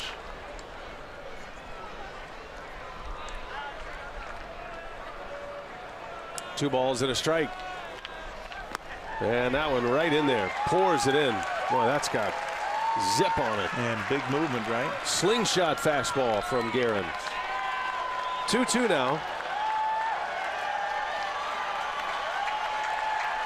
An action pitch. Guerin certainly doesn't want to go to 3-2. That would allow the runners to start. See what he does here with Shaw.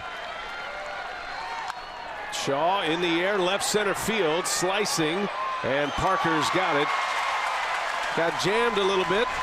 It ends the inning. The Brewers strand 2, but the Brewers lead. And here comes their all-star closer, Corey Knebel, trying to nail this one down in San Francisco tonight.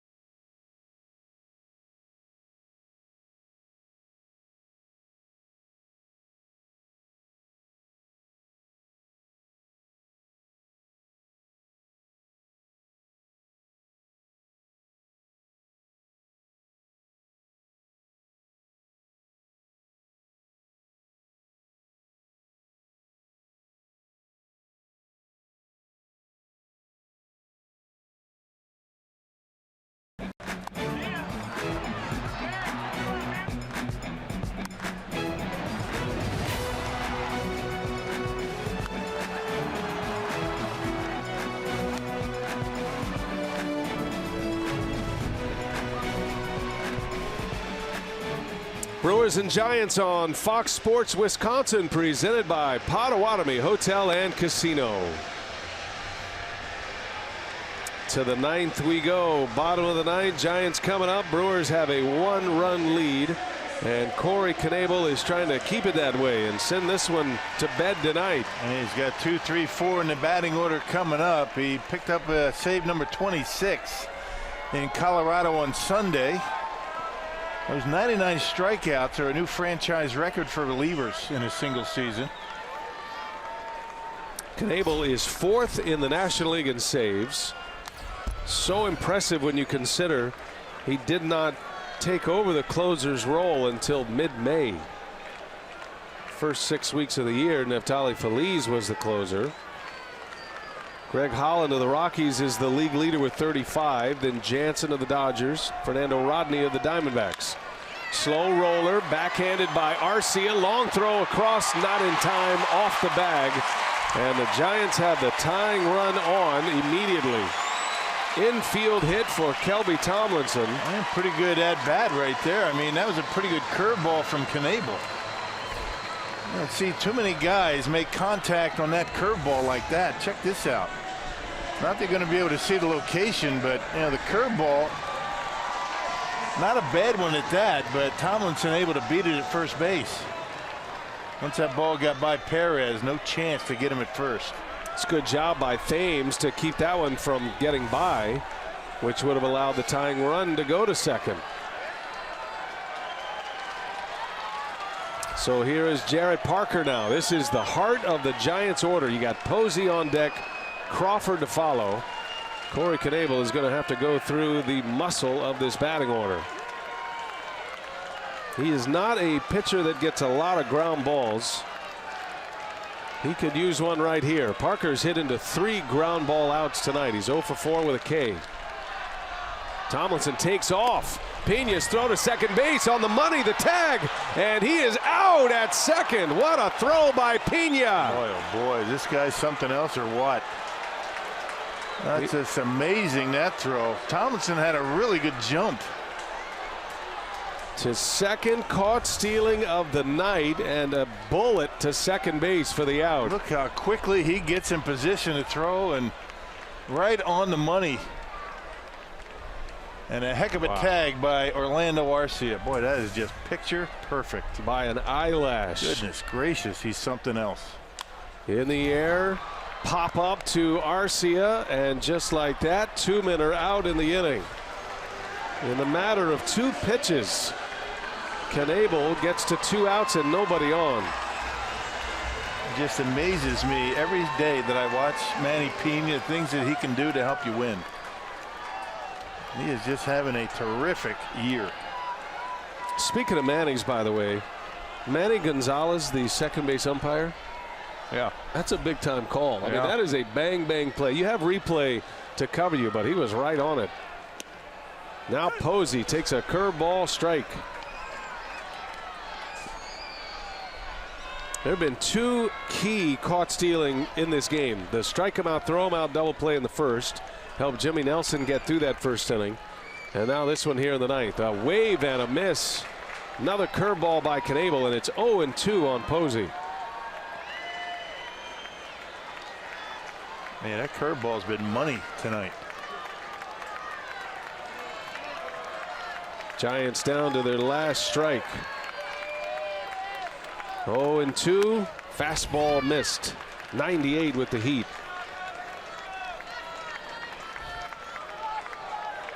Yeah, Buster Posey not sure what to look for here. He's just up there protecting the plate.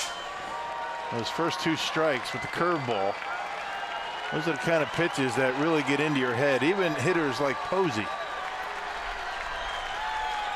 Posey has big power.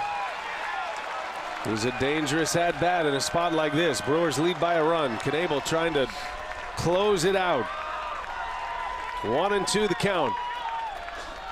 And a fastball. Posey fouls away. Wow, somehow put a bat on it. About a foot outside.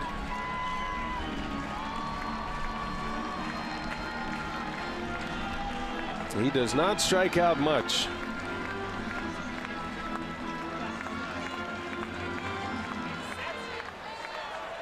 Knebel looking for save number 27, the big Texan. 1-2, here it comes. Posey waves and misses. A strikeout for Knebel.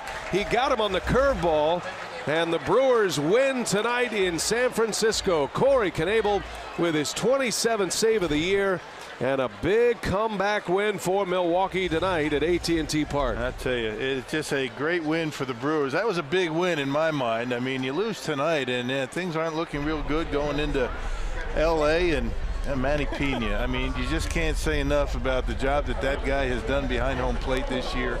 Incredible work. Good win for the Brew Crew tonight. Time for Brewers Live. Let's send it to Jeff Grayson in our Fox Sports Wisconsin studio as the Brewers victorious at AT&T Park tonight.